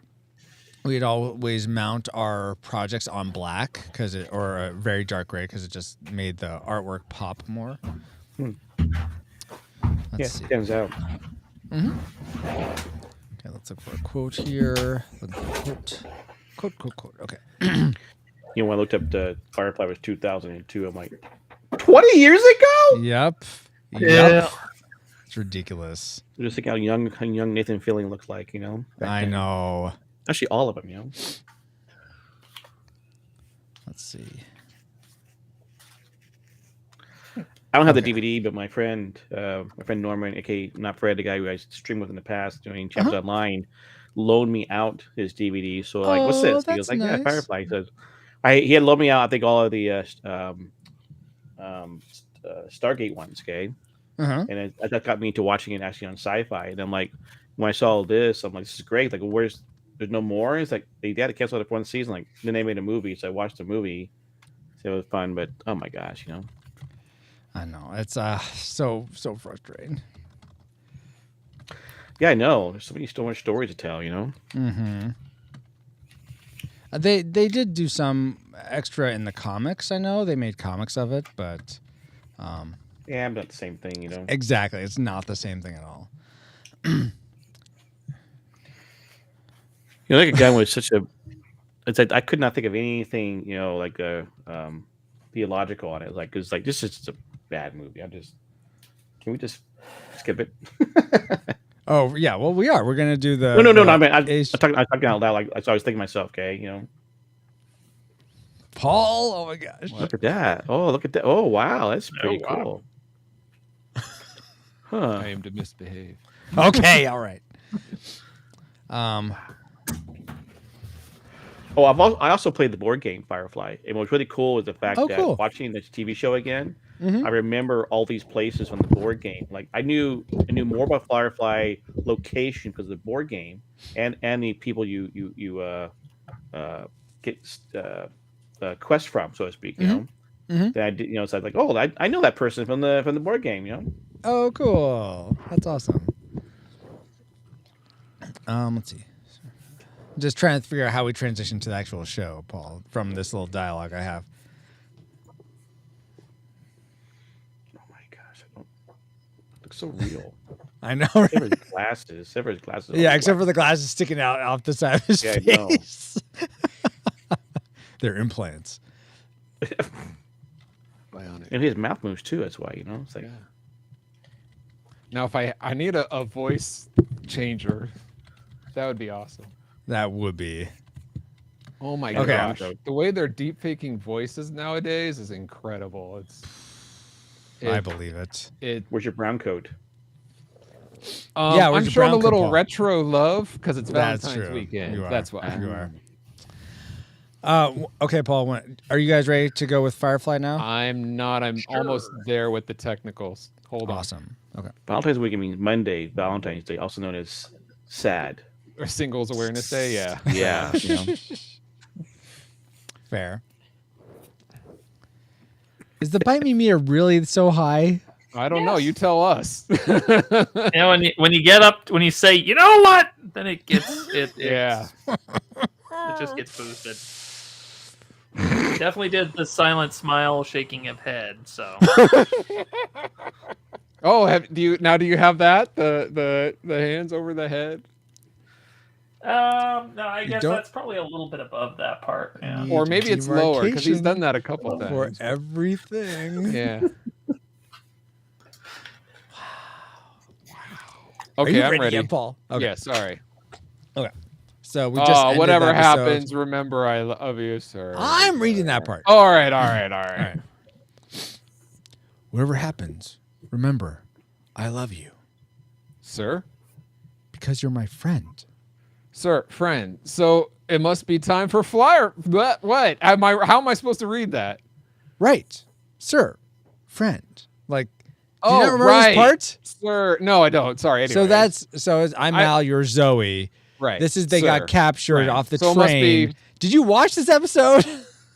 Yeah, this was the train shindig, right? No, this was Train Job. Yeah, I watched Train Job. There it is. Almost. Getting close. Oh, it was set up. Okay. All right. I'm ready. Sir? Okay. Heavy breathing. Heavy breathing. Okay, here we go. Sorry. You're lying. All right, I'm good. I'm just was waiting for Baba. Now that Naked Gun's over, whatever happens, remember, I love you. Sir? Because you're my friend, Paul. Right, sir, friend. So it must be time for Firefly. Dun-dun-dun-dun-dun. Take my life, take my land, take me where I cannot stand. I don't care, I'm still free. You can't take the sky from me. No, no, no, no, no. Take me out to the black. Tell them I ain't coming back. No, no, no, no. Burn the land and boil the sea. You can't take the sky from me. No, no, no, no, no, no, no. There's no place I can be since I found serenity. You can't take the sky from me. No, no, no, no, no, no.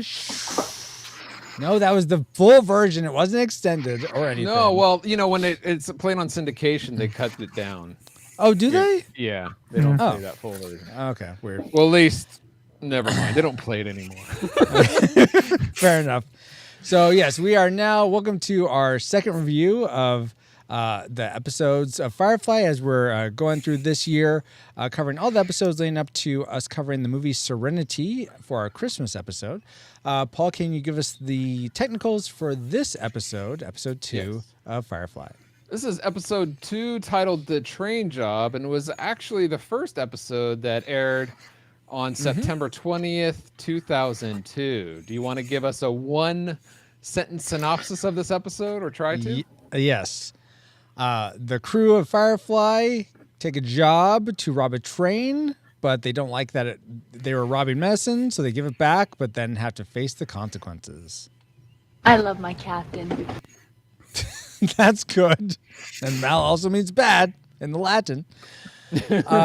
So before we get started, I'm just curious, go around real quick. Have we all seen Firefly before this, or was this anyone's first time watching Firefly? I'll take that. Go ahead, Baba. I was going to say, I have seen all but the last 2 episodes at least once. Oh, really? Okay.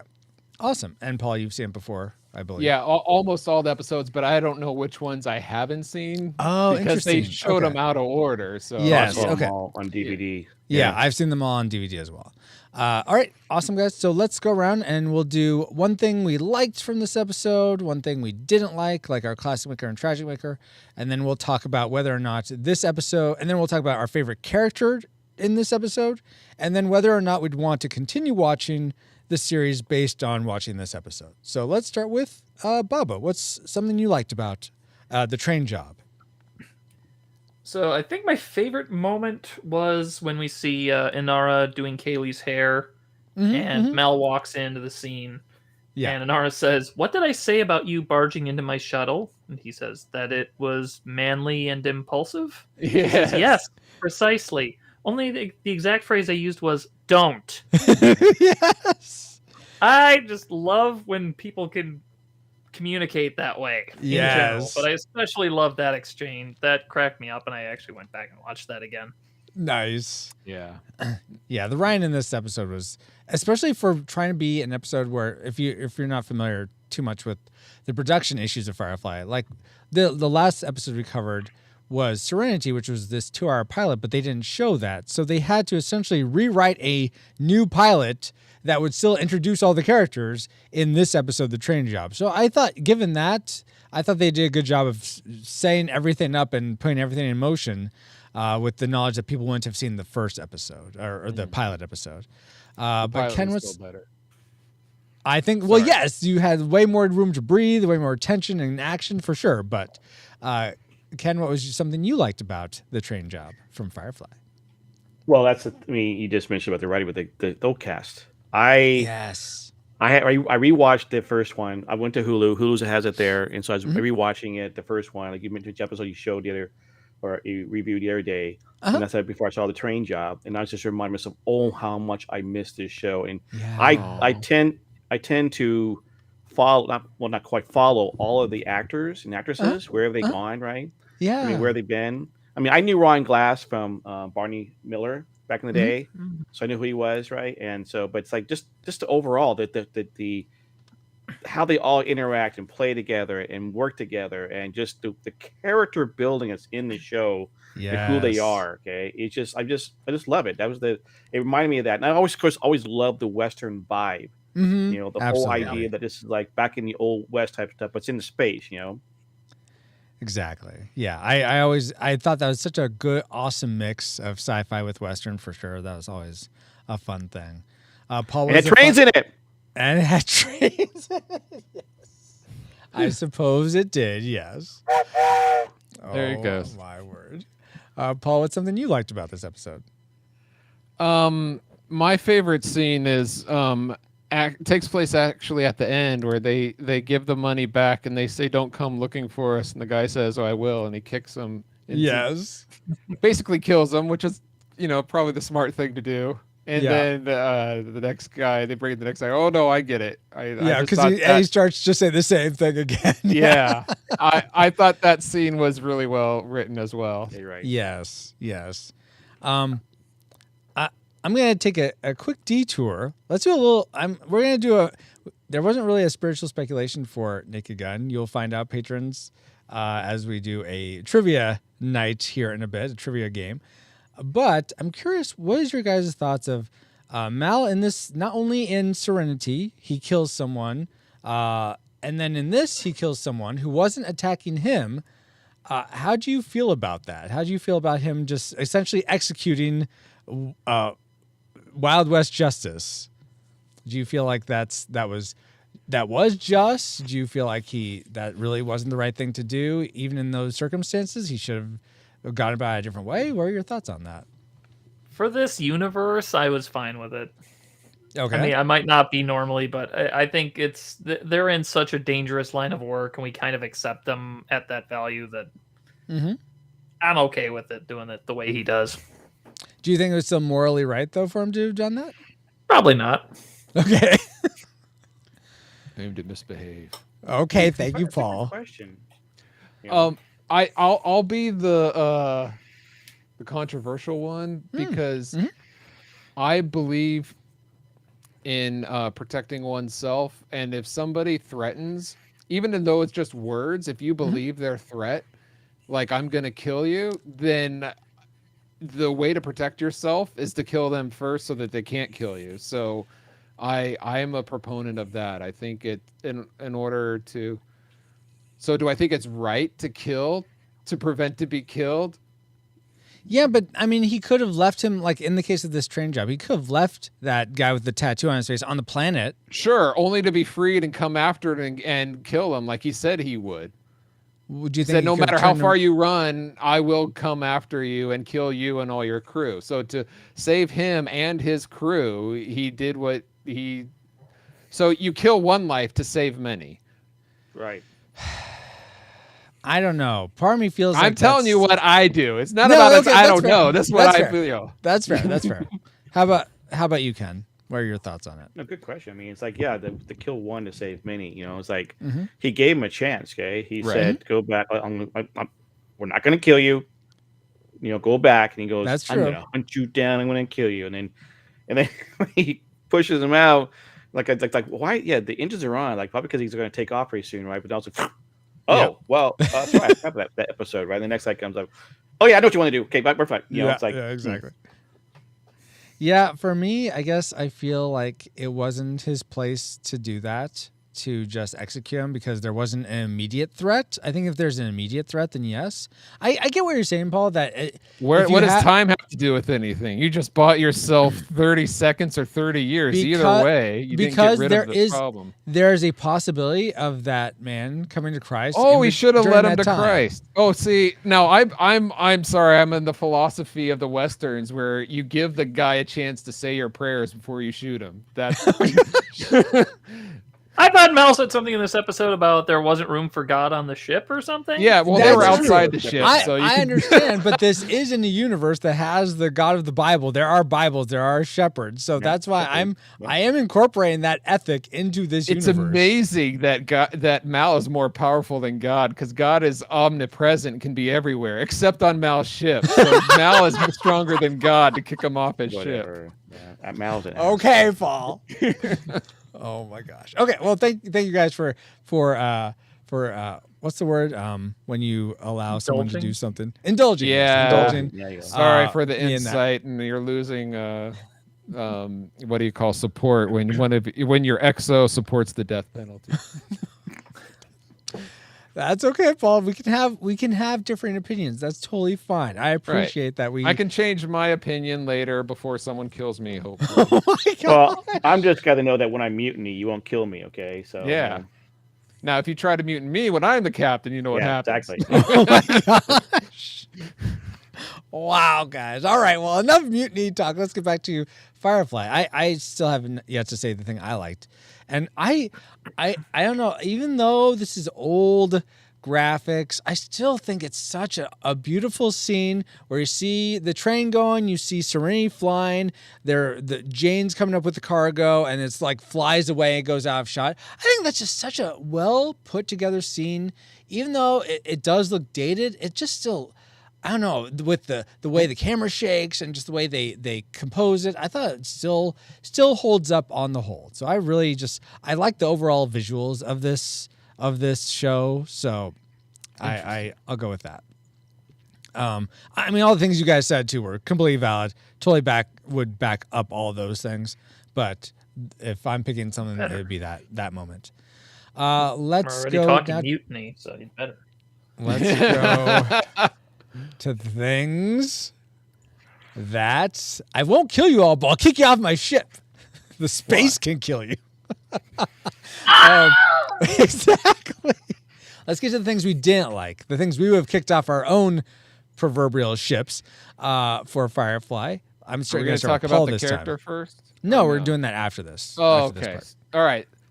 I'm going to have to disagree with the captain, not mutiny, but disagree is I didn't think the visuals was probably the worst part for me. I thought the visuals was the worst. Fair. Now, when the ship, the Serenity, is in space, I think it looks beautiful. The graphics hold up to today, probably because there's no compositing.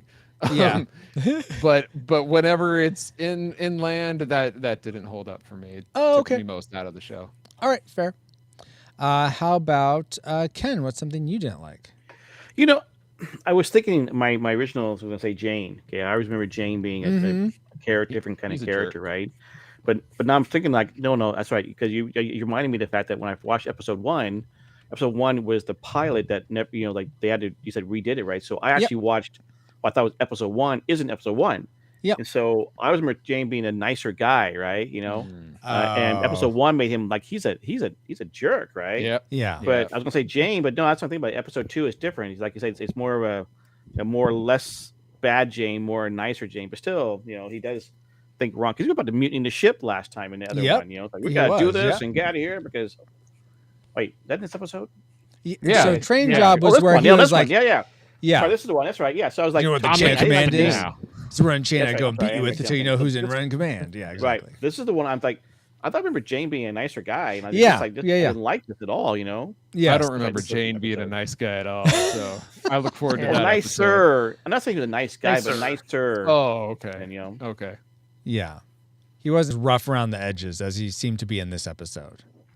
And willing to mutiny, Yeah. Yeah. All right. Baba, what was something you didn't like about the train job? I'm hard pressed to really pick something I didn't like about this episode because I liked the majority of what was going on. It was paced well. I love 42-minute shows that feel like they're under a half an hour. So yeah, totally. I like that. The main thing I guess that kind of doesn't totally stick for me when I watch Firefly is Simon as a character feels a little bit awkward to me. And he is awkward. Fits right. So Yeah, if I have to pick something, I guess it's him. Unless I'm allowed to pick the Fox network as a whole, because they canceled a lot of good stuff around this time period. Yeah, that's for sure. And I still hold a grudge. So yeah, that's totally.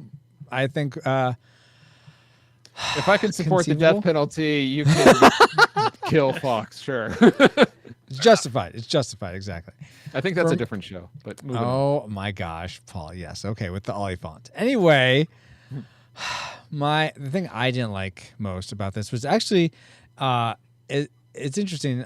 That I would like the CG visuals, but I felt like the costumes for whatever reason felt very like I don't know, just very store bought. Like we just got these off the rack at Nordstrom's or at Kmart or something, as opposed to even in the pilot, I felt like they're a little bit more plussed than this.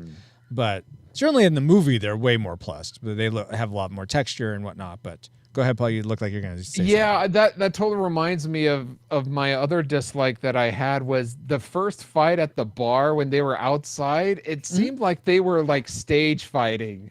I don't know why. Like they were fighting. Like they're obviously filming for TV. Yeah. But yeah. Okay.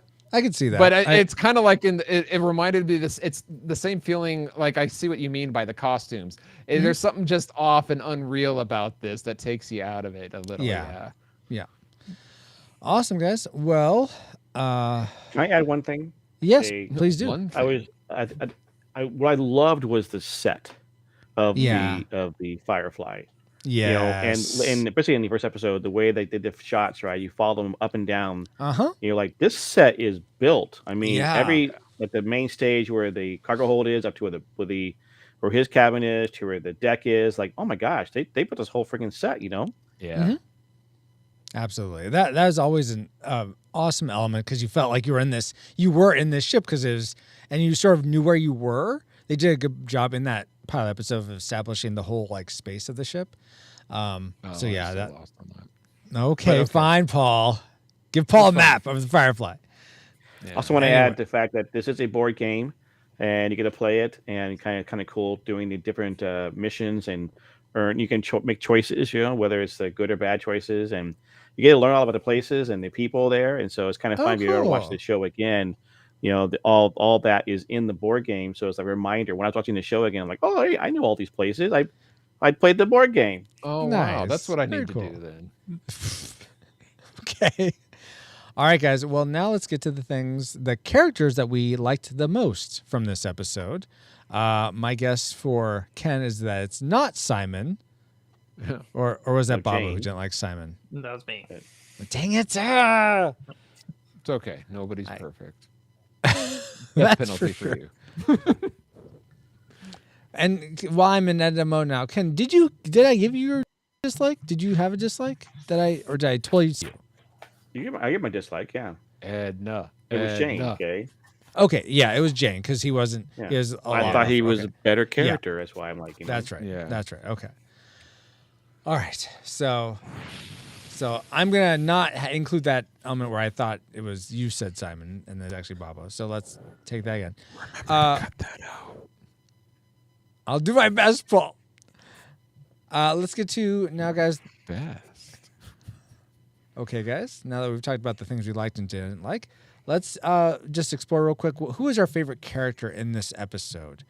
Ken, let's start with you. Who did you like the most?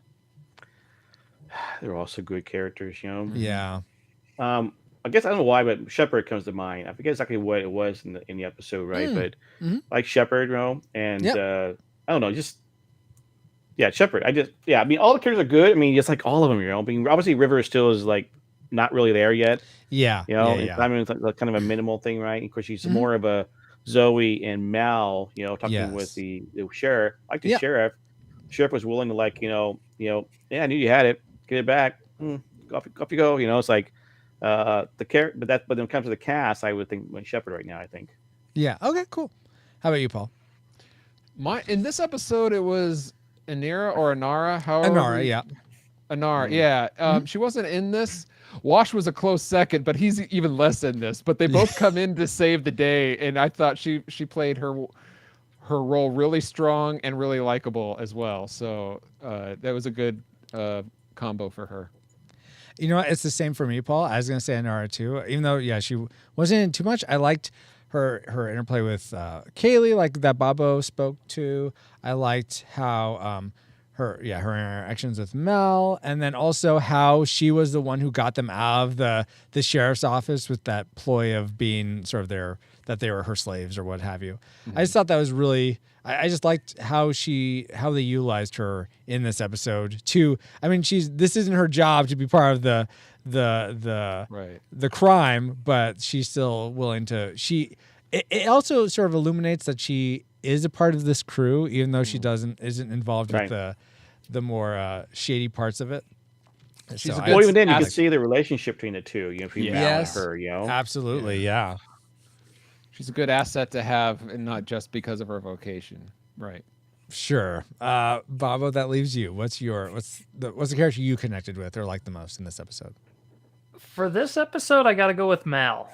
Yeah, Mal was great. The scene I mentioned earlier, the scene again at the end where he's having the discussion with the leader of the whatever that he ends up killing, and that opening scene. Yeah, that opening scene too, where he says, "Why don't you say that to my face?" The guy says it to his face. Says, "What are you gonna do now?" He's like, "Actually, that's fine. I just wanted her to get behind you." And so he, yeah, exactly. butts him with the gun. So Mel, plenty of good lines today, and I knew you were gonna be asking this, so I put little plus marks, +1 for each character anytime they did something I liked them. Oh, nice. Mal won. Oh, nice. Very cool. I like That's a good way to do that. That is a good way to do it. We might have to institute that, Bobo. Thank you. All right, guys. Well, then that leaves the last question. Based on this episode, would you want to keep watching the series? Would you want to see the next episode? Let's start with Paul this time. Based on this episode alone, I'm indifferent. I wouldn't mind seeing it again, but I also wouldn't actively go out and watch it again. Like I would have after the previous episode we reviewed, the pilot episode titled Serenity. Oh, okay. But we're having some fun with the visuals of the screen. Ken, how about you? Would you continue watching? Absolutely. Oh, okay. I mean, this one just keeps going forward, right? Because now you have this. Well, apparently this crime lord, now mad at you, right? And again, what's going on? They're all being like part of the crew, not part of the crew. I mean, Shepard is still on board as a passenger, yet he's part of it, and that whole scene, like with Inara, but Inara being on board, being part of the crew, not playing out of crew.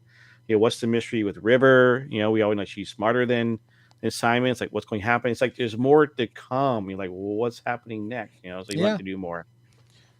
Two hands of blue. Yeah. Oh man, the way they end it with that. Oh, so creepy. Baba, how about you? This is the best episode of Young Indiana Jones I've ever seen. So for that reason, I'm going to say yes. That's true. That's a good one. Good one. Well played. Well played, Baba. For me, same. I would totally continue watching. And dear listener, if you're like, Francisco, I can already tell you're such a fan of Firefly. You're just going to say the same thing every time. No, there is one episode. There is? 2 episodes, in fact, I think now that come to mind where I'm like, I don't know if I would want to keep watching. I mean, I would, the one because where they parodied Naked Gun was not. Yeah, that one really, and also the one where they're like trying to get a document and they have to go and get another document signed just to get that document and get it out of a warehouse and from this other place, and they need another document. I think 4 people in this entire world know what you mean by that. I watched your last thing where you did the last episode, number 22, I think it was, right? Yeah, of Young Indiana Jones. Again, right? I had no desire to keep watching Indiana Jones stuff, no matter how much you guys reviewed them, okay? Yeah. Except for the fact that historically, I love history, okay? Yeah. And historical things of what he did, I would have loved. Like, so when I was on your show last time that he met Dr. Albert Schweitzer, okay? Oh, yeah. Otherwise, that show is just not worth it. So Firefly, it is worth it. Go watch it now. On Hulu. It's on Hulu. Very good. So that's where you can find it. Wasn't it on like Facebook for a time? Like Facebook bought the rights to it to play it. I know it's that on and Buffy. So on all streaming premium services like iTunes and. Hulu okay, and- yeah, sure, of yeah. course. Awesome, guys. Well, thank you so much for being a part of this episode of Firefly, and let us know what you think at retrorewindpodcast.com/contact. Do you like Firefly as well? But for Paul, for Bobo, for Ken, and for myself, we bid you all shiny. Good night. Don't let the shiny? space bugs bite. I forget, what did I say last time? Well, that's the thing they say. They say shiny. But what did I do last time? I totally forget. I Do you don't know. remember? Okay. Good night. That means peace. Yeah, that's what I know. Don't let the space bugs bite. All right, that's great. Okay, then now we'll any Bobo or Ken, you need to take a break, either of you, before you do the trivia. Oh, trivia. I was like, we did everything. We even had a spiritual speculation. No, I'm good. Okay. Then, here's how we'll do this. All right. Bobo's going to ask the question. If you think you know the answer, say your own name. So if I knew the answer, I would say Francisco. So yes, my name is Francis, 3 syllables against my 1. I got my 1, Ken. Yeah. Okay, guys, fine. You think you got it. So, and then Bobo, of course, whoever you think you hear first, they get to answer first. And then let's do it this way. If you get the answer right, you get a point. If you get the answer wrong, you get that point taken away. Are we each keeping track of our own score? I can keep track of the score. Oh, darn. Because I was going to win. Wow. No, I'm joking. All righty. And then here's Paul. 80s trivia, huh? So. And here's me. All right. Is it 80s trivia? Yeah, 80s trivia. Yep. Oh, interesting. All right, Bobo. So let me do a little introduction. Are you ready, Bobo, or do you still need more time to set up? I can pretend to be ready. Okay. Nice. That counts. Welcome, Reflexipastors, to this is something where we didn't have much of a spiritual speculation going along with the Naked Gun. So we decided to do a fun trivia thing. Bobo had prepared an 80s trivia challenge for me and Paul a while ago. So we thought, you know what, since there isn't much of a spiritual speculation and Bobo's here, let's go ahead and do a contest of 80s trivia between myself, Paul, and Ken. So we were all alive in the 80s. Ken and Paul have the upper hand because they lived through the entire 80s. I missed a year and 8 months of it. But we will let Bobo ask the questions. If we think we know the answer, we will say our own name, and Bobo will choose who he thinks he hears first. If we get the answer correct, we get a point. If we get the answer wrong, then we get a point taken away. And the first to 3 wins. Practice safe sex. Wow. That's great. Thanks for that. And apparently Baby Paul is playing with us. So, Bobo, whenever you're ready, go ahead. Okay, nobody said this had to be fun, so I don't know why you promoted it as that. Wow. But anyways, let's see. Question 1. All right, what do I start with? Question number 1. Tell you what, I'll start with this one. Okay. The first time I was on the show, we reviewed Kindergarten Cop, so I'm going to start with a question relating to an actor from Kindergarten Cop. Okay. Yeah. So the question is, and I'm gonna give you 4 multiple choice if you want them. What's that supposed to mean? Do you want multiple choice? Okay. Well, let's see. Yeah. If no one knows the Which answer, Kindergarten then Cop- start the multiple choice. Okay. I'll give you a few seconds. It's Which not Kindergarten a tumor. Cop actress? Not a tumor at all. Stop, Not a Paul, or tumor. else you won't That is get to correct. answer. Wait, can we use Google? No Googling. Oh, No, then I don't know. You're not- shh. Okay. Go ahead. internet. Just ask again, please. Which Bobo. Kindergarten? And take 7. Which Kindergarten Cop actress won a Best Supporting Actress Oscar in the 1980s? The mom. You need to have the actress name, Paul. I don't know. Okay, go ahead and the give us former multiple partner. choice. Give us multiple choice, please. And you're Oh, I'm to- supposed to say my name. supposed to buzz Sorry. in too. Yeah. Yes. Okay. Wait to buzz in until I have read all 4 answers. Okay. Okay. A. Penelope Ann Miller. B. Pamela Reed. C. Linda Hunt, or D. None of the above? Ken. Linda Hunt won an Academy Award. Ken. Oh, good job, The Ken. year of Linda Living Hunt Dangerously, if I recall. won in 1983, the year of Living Dangerously. Oh, okay. Good job, All right. Ken. Ken gets Good the job. point. So Ken's on the board with 1 point. Well done. Very good. Very good. Next up. Right. Question 2. Question number 2. How old? And I will open this if you know the answer. Buzz in before I give the answers once again. Okay. How old was Jennifer Connelly when she starred in Labyrinth? Oh, Francisco. Francisco? 16. That is incorrect. Damn it! Francisco again. Paul. Paul? 15.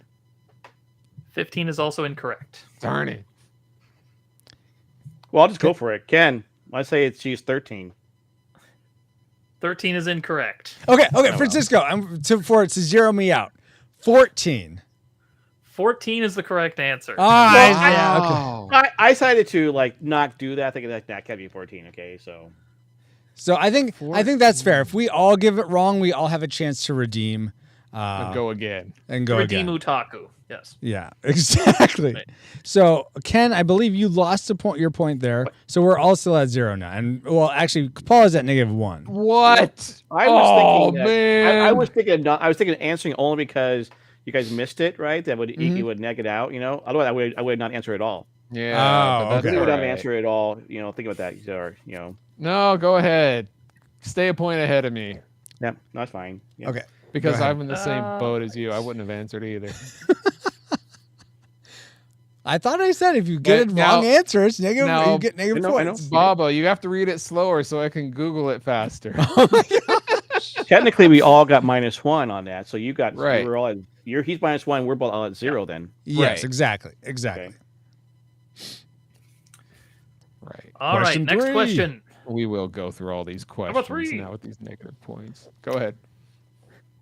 How many Star Trek films came out in theaters in the U.S. between 1981 and 1989?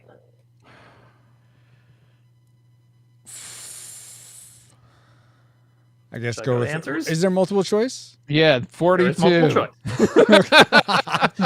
Go ahead and go with multiple choice then. All right. Multiple choice. A, 2, B, 3, C, 4, or D, 5? I'm not answering. I'm already at negative Okay, 1. I forget which letter it was, but Francisco. Francisco? I'm gonna guess whichever one was 4. I think that was C. C? Yeah. 4 Star Trek films? Yes. Is that your final answer? Yes, that's my final answer. That is the correct answer. Yes. And coincidentally, it was 2, 3, 4, and 5 that came out. Okay. That makes sense. Okay, so you and Ken are at 0? I'm at 1. Ken's at 0. Paul's at -1. Okay. They like I'm beating not up keeping on little track. kids. Oh my gosh, Paul. Question 4. Question number 4. This is related to the movie Clue, so you should like this one. Which Clue actor performed in the band Spinal Tap? Paul. Paul. Oh my gosh. Come on. His name, Mr. Green. What is this? Oh, it was right there. 5, Oh. 4, 3, Squiggy. 2, 1. Oh. Your answer? Francisco. No, he didn't say his name. No, I didn't. Oh, He already Fran- hand up. He didn't say his name. okay. Say your name then, Paul. If you're going to try it for you. No, I again, guess. did. I think he said Paul. I I heard thought Paul. you said it. Paul. Yeah. Huh? I heard you say your What? name. Yeah, I said my No, name. Paul said his name. You counted it down. He didn't get it right, and then you called Francisco, but he never called his name But Francisco. Francisco never called his name after my countdown. yeah, Is what he's saying. Francisco. Okay, Francisco. Michael McKean. Dang it! Michael McKean is correct. that's why I had my mind. That's why I said my name. So you did say your name. Oh. I did thought say you were my name. saying I didn't say my name. No. After he counted down to 0, I went Ken. And you had your hand up, right? And so he went to you. Oh, like, then give it to call Ken. his name. Yeah, I'll give it to Ken. I didn't hear you Ken, either, Ken. Yeah, we'll give it to Ken. So me and Ken are tied at 1, and Paul's still at -1. Okay. I knew you knew that too, Paul. I felt so bad that you couldn't get it. And what's weird is I had Michael Mc something right when he was answering. I was like, oh, I know this. And then it just went out. All right. Question 5. Question number 5. Phil Hartman did a voice on the English dub of which Miyazaki directed film? Oh, I don't know. Francisco. Kiki's Delivery Service. Is correct. Nice. Good job. Voice Way to watch the dubs. I actually haven't seen that movie, but I know he's the cat. I think he's the cat. Okay. Nice. Wait, did you say your name there again too, Ken, and I missed it? No, I didn't know the answer. Oh, okay. I saw the movie, okay, but I didn't remember that. Gotcha. Yeah. All right, so we have the score is me at 2, Ken at 1, Paul at -1. One more and he wins. Huh? One more and I win. Okay, let's see. Francisco's not going to know this one. Okay. Oh, thanks. There you go. All right, next question. I'm just going to give you the answers on this one because this is an multiple choice dependent one. Fair. Which of the following is not an alias of Fletch from the original 1985 film or the 1989 sequel? Gosh. A. Igor Stravinsky. B. Kaiser Soze. C. Gordon Liddy. Or D. Harry Truman. Ken. I heard Paul say Paul. I heard Paul say Paul. Wait. Let's let Bobo go. I heard Paul. Yeah. I was not done with the answers yet. So at the end, did Ken get it before I did? Yes. Okay. I think I heard Ken. Okay, go for it. Kaiser Soze. Kaiser Soze is indeed correct. Good job, Ken. The movie came out And after Fletch. Yeah. For no extra points whatsoever, what is the name Kaiser Soze from? The Usual Suspects. Correct. Very good. Wait, didn't Usual Suspects come out after Fletch? Yeah. Yes. Yeah, that's the point. That's why I knew the answer had to be Kaiser Soze. It wasn't. Ah, okay. All right, so who starred in Fletch? Chevy Chase. Chevy Chase, yeah. I was about to say one of the 3 amigos who was on all the vacations. Or one of the 4 Ghostbusters. No, let's see. So Ken is at 2, I'm at 2, and Paul is still at -1. All right, question 6. All right. Question 6, and I will give the multiple choice answers for this one because it's a longer question. And we have to wait to say our name until you say all the multiple choices. Until I've gone through all 4, yes. What Russian novel? What is the 17th word on page 42 of... No. Producers of John Carpenter's The Thing blamed what for the film's poor box office? A. Audiences wanting a more gentle alien like E.T. B. They were unable to get their first and second choices for major roles. C. A major merchandising deal fell through a month prior to release. Or D. Wilford Brimley said the film was, quote, a pile of poop. Francisco. Francisco. Is A, the E.T. one. Audiences wanting a more gentle alien like E.T. is correct. Yeah, nice job. Congratulations, Francisco. You win the 80s. All of the 1980s are yours. Are mine. Yeah. Thank you, Bobo. I will pay you off. I mean, what? I didn't say that. What happened? No. Thank you so much, Ken and Paul. Ken and Paul, do you want to go for second or keep going? No, I'll let Ken win because he had more points. He came in second. All right. Fair enough. Well, I have evidence that the questions were passed. No, just kidding. They are fired from the grassy knoll also. All right. Well, thank you so much, Bobo, for putting that together. It was fun to play that. Thank you, Ken and Paul, for being such good sports in playing that game. And thank you. Let the captain win. Why? If you're always wanting to mutiny, why are you letting me win? Because I don't want to. I don't want to take the responsibilities of all the captain best has. out of 5. I go best out of 5. All right. You want me to come back and sweep y'all? Okay. All right, fine. All right, Here we go. question 8. The gauntlet. Let's go. We're throwing it down. All right. You're All right, stuck here we with the go. card that's on top. Okay. Yeah. You're getting miscellaneous trivia that happens to be true of the 1980s. Okay. What cast member of 1989's UHF is married to singer Bette Midler? Really? I didn't know somebody I'm gonna go ahead with the multiple choice on this one. Yeah. A.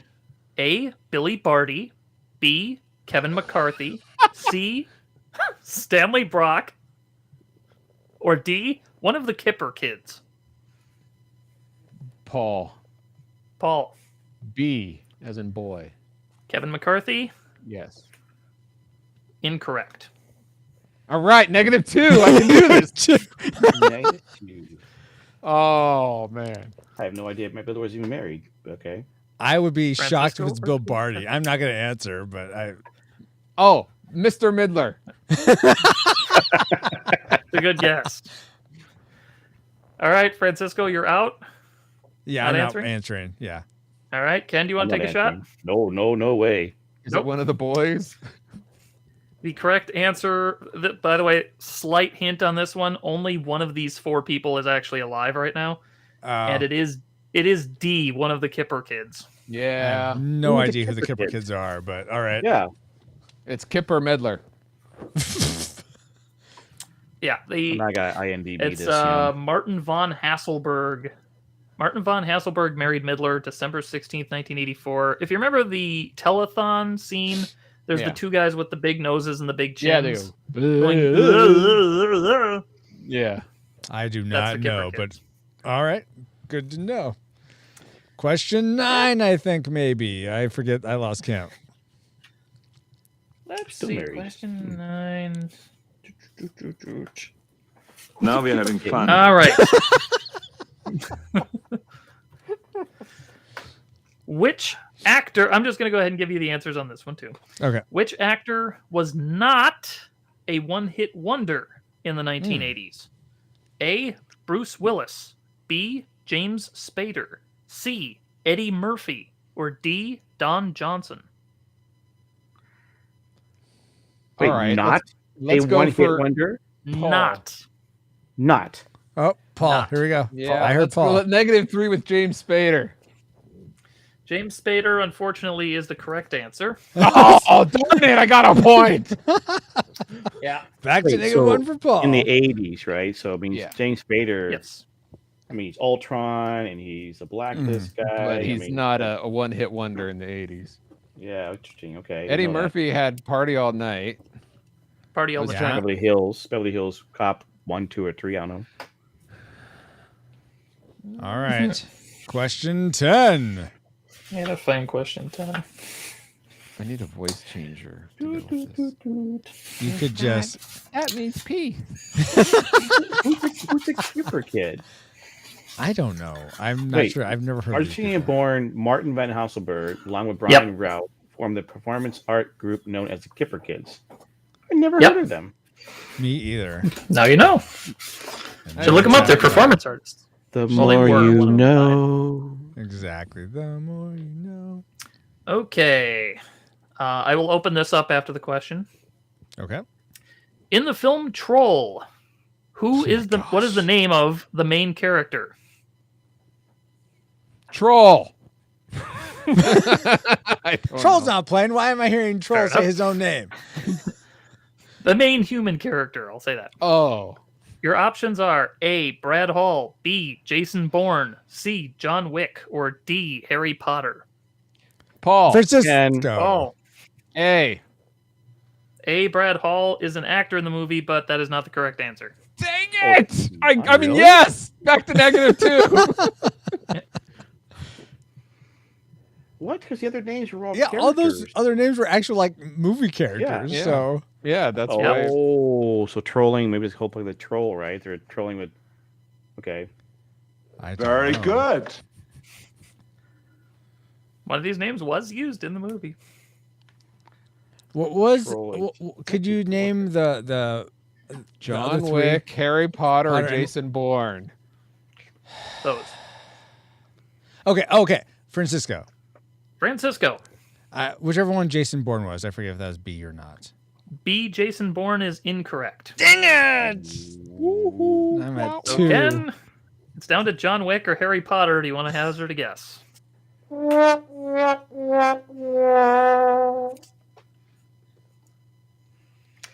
Ken, Harry Potter. Ken, Harry Potter is correct. Oh, good job, Ken. You got a Ken Well, I was thinking about jumps- when John Wick came out, and I also think this is more of a kids movie. You know? But Troll, I thought, came out before Harry Potter came out. did. So But it's Yep. not The movie or the books. the books, I books thought, count. came out after Troll. So Yeah. that's why I was confused. Well, this is the animated troll, or just like the little I thought troll this doll was- troll. you This know? is the troll in Central Park. No, this is the. I thought horror this was movie. the horrible one Yeah. that Riff Tracks does, Troll, but 86. It might be Troll That 2. oh, I don't know. Whatever. That's You're fine. just sad that Ken's catching up. That's No, I don't know what we're talking about. I'm not sad about that. Oh, that's because the people. Michael Moriarty played Harry Potter Sr. Shelley Hack played Ann Potter. Noah Hathaway played Harry Potter Jr. And John Jenny Beck played Wendy Ann Potter. They had no relation to the actual book. Okay. Oh, okay. It's just that's the name they It's an picked. 86 okay. movie. Just happened to that's their names. Okay. Yeah. Figures. All right. Stop Question whining. 11. Lucky then. I got lucky then. You did get lucky. All right, question 11. This will be open after I finish the question because somebody will probably get it. All right. Hands on buzzers. The infamous line, "I'll have what she's having," is from what 1989 film? Ken. Oh, he said it Ken. first. So he's going. No, you said Oh, you had to he wait was till you falling. said the things. I thought you said you were going to wait till you I'm had going read with all Ken. Oh. When Harry Met St. Paul Sally, buzzed but you, himself said, out. you weren't going to do you weren't going to do the with Harry Met Sally, but you said you weren't going to do the answers. You said you finished the question, you said go. Oh, I did kept you? wondering about if Paul. I wasn't Paul listening. But he's like I need to bring his breath, you know. Darn, because Sorry. I knew that one. But all right, Do it again. fair. Do it over again. Yeah. You can- No, you no, can no, get no. the- If you no, say no. your name, You get 4 points. I will be the underdog and come back from behind and win Harry this Met all. Sally. Good. Name the Yeah. actors. I think we should do. By the way, I think. How do you guys feel about this? Since we're going long, let's just do lightning rounds. No multiple choice. If we don't know it, we don't know it. If you do know it, just after he finishes the question, if you know it, say your name. Okay. All right, let's go with that. all right, we'll get this one out of the way. No multiple choice. Yep. Buzz in after the question is read. Yeah, exactly. Who was originally cast as Marty McFly in Back to the Future? Oh, darn it. I did it again, Paul. Paul? No. It was right there. The mask guy. Come on. He's in Pulp Fiction. I kind of see his face, but I forget. Eric his name. Stoltz. Eric Stoltz is correct. Wow, He was good in Pulp job. Fiction? Eric Yeah. Stoltz in That one Pulp out. Fiction? Yeah, he's the one that stabs Uma in the chest. Back With to the- negative one. Okay. Really, Eric Stoltz was really cast for that role, Yep. and then what happened? He took the role as a dramatic role instead of a comedic role, and it wasn't the tone of the movie they were going for. Exactly. Oh, interesting. Okay. Question 12 or maybe 13. Next question. I forget. Kenny Loggins' song "Nobody's Fool" is the theme to what 80s movie? Oh man. I'll give you a hint. It's a sequel. Christmas 2.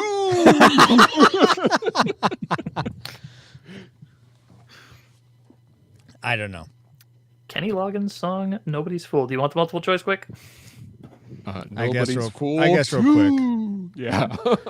All right, real quick. The options are Grease 2, Beverly Hills Cop 2, Caddyshack 2, Airplane 2. Could be any of them. I know, right? Except I don't think it's Beverly Hills Cop 2. See, I that's also the don't one think I it's would Grease think it 2. is. I have no idea. I'm not going to answer. All right, what was the answer, Baba? Correct answer was Caddyshack 2. That Oh, song God, that may be the only good thing in that movie. Ooh. Sounds like it. I remember All right. Caddyshack too. All No right, dancing question chipmunk. 13 we'll go with. Okay, let's see. Some of these are dependent on the answers, so I'm going to have to scan through a few. They all are dependent upon the answer. What do you mean? Yeah, I was going to say. I don't know how any of them are not dependent upon the answer. Eric Stoltz. Come on. You got Thank it, you. Paul. No, thank you for giving me the time. I didn't deserve that one. Oh, I mean, I wouldn't have been able to come up with that. I knew it wasn't. I knew it was someone else, but I couldn't remember his name to save my life. So I think that was totally fine for you to have that. But if you want to give me the points instead, then I'll take it. We'll see how this goes. But the points don't count.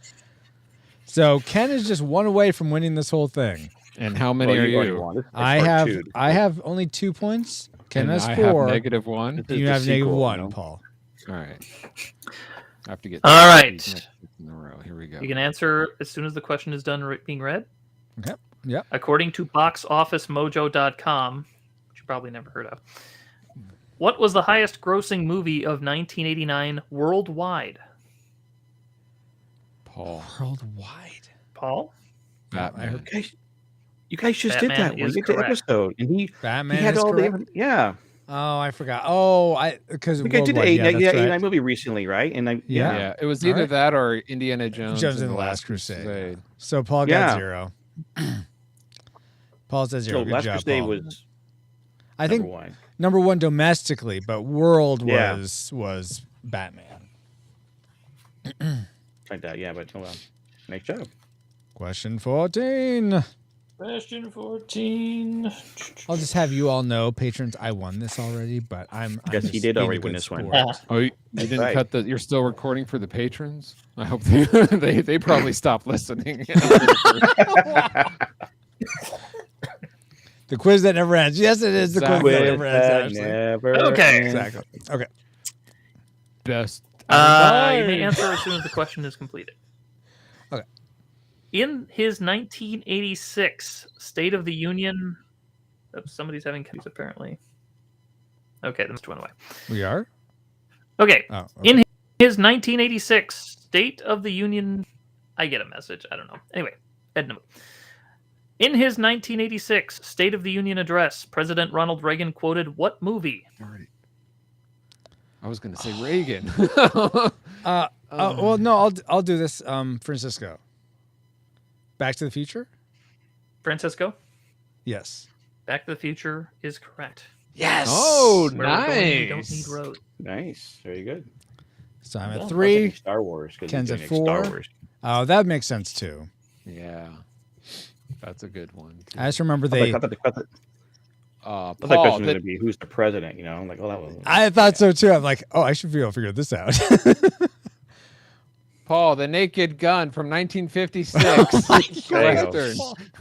So I suspected it was Back to the Future. That was a guess, but I remember there's some trivia that I remember reading that when they mentioned him in the movie, he actually had the projectionist in the White House theater rewind it and play it again because he thought that was really funny. That's so cool. so I imagine that since his Who's the A6 that came out in 85. Okay, future boy. Who's the president in 1985? Ronald Reagan. Ronald Reagan, the actor. Who's the vice president? Jerry Lewis? No, and I suppose Jack Benny is the Secretary of Treasury. Yeah. Okay, next question. Next question. Coming Answer back as soon as the to question my is lead. completed. All right. Who is known for having the most monumental fart on the set of a film? Oh, Paul. Paul. Andre the Giant. That's correct. I knew. Wait. What was the question again? Who was known for having the most monumental fart on the set of a film? Oh, fart. I listened part, and I'm like, Even still, Andre the Giant has the most Really? monumental part. So Paul is on the board with 1 point. Good I got job, a Paul. point. I got a point. I I was got like, Princess unusually big Bride arms, told but me. I got a point. I still wish I could find that filter, Paul. My goodness. I thought it was Francisco. There you go. All right. again, answer as soon as question's complete. Mhm. Which Star Trek actor directed the movie 3 Men and a Baby? Paul. Dang it! Paul? Leonard Nimoy. Leonard Nimoy is correct. Coming back. Very good. It Oh only my takes. gosh. No, thought it was Ken Francisco. will snipe it right here. Quite possibly. He's he's making us feel good. He has us right where he wants us. I was thinking Leonard Nimoy. I was like, did he do Baby? Then you said I knew he directed. You know. Yeah, I knew it. I was too slow. Good job. I'm thinking who else has directed? I'm thinking. Well, what's his name? Jonathan James Frakes Dugan. directed TV shows. William Shatner's directed, I think, too. Yeah. Has he? Oh. Maybe just TV. I don't know if he's directed a movie, but. Okay, let's do this one. All right. In the 1983 film Strange Brew, who played the Mackenzie brothers? I only know one of them. Paul. Ken. Paul? Rick Moranis and Dave Thompson. Very good. Nope. That is incorrect. Dave Thomas. Incorrect. Dave Thomas. Yeah. Yes, it's Dave Thomas. I said Thompson. I'm like, that's not right. It's Thomas. Yeah, good job. Yeah. You won, Ken. Good job. Good job, Ken. Well Only done. because you did you Rick Moranis, but you're welcome. You know what's funny? It was like I was like Rick Moranis, and it was David, and I was like thinking it was. It was the Wendy's guy. That's how I remember, Yeah. but I Well, didn't even they were remember that, that right. Jeez. Did I? Eh? Yeah. We'll take off, horse head. So the final score is Ken won with 5. Congratulations, Ken. I got 2. 3, so second place, and then Paul came left. Yeah, but you ended won, up the game you with won the 1. first round. I won second round, so to speak. Indeed. All right, but thank you again so much. First off, to Bobo for putting this game together. It was fun playing this. Thank you to Paul and Ken for competing. You're both awesome competitors. Paul, you were starting to come back there. I was starting to get a little sweaty here. I'm like, oh my gosh, is Paul really going to come back and if I take just this? remembered Thomas, it might have been a different game, but It yes. might have. Thompson. But Who's Dave Thompson? Thank you so much, patrons, our reflex capacitors, for funding this content. As I burp, excuse me. I hope that you enjoyed this. Hopefully you had, I imagine some of you were like, I know this, calling out your own name during playing this. But thank you so much. And we bid you all adieu. That means bye-bye. Not Au revoir. adieu, a chew. All right. Au revoir. Wiedersehen. Good night. Yes, indeed. All right. So that's the end of the recording. Bye-bye. Thank you so much, Ashley and Neko, and anyone else watching for being here. I'll be back tomorrow morning at 6 a.m. Pacific time for 6 Starry Kid a.m.? Adventures. Yes, I'm starting at 6 a.m. now. My Starry Kid Adventure stream. Yes. Wait, 6 a.m. It was 5 a.m. for a while, but yeah, it's 6 a.m. now. Sorry, Yeah. I'm up at 6 a.m. So. Well, now you can watch it at 6. We're playing Curse of Monkey Island and more Gris, and then we're going to play Splatoon tomorrow. Splatoon 2. That's Okay. Chris McAllen. Anyway, so thank you all so much for being here, and I'm going to end the stream. Will you all join me in the stream phase, please? Here we go. In 5, 4, 3, 2, 1. Da da da da da da da da da da da da da da da da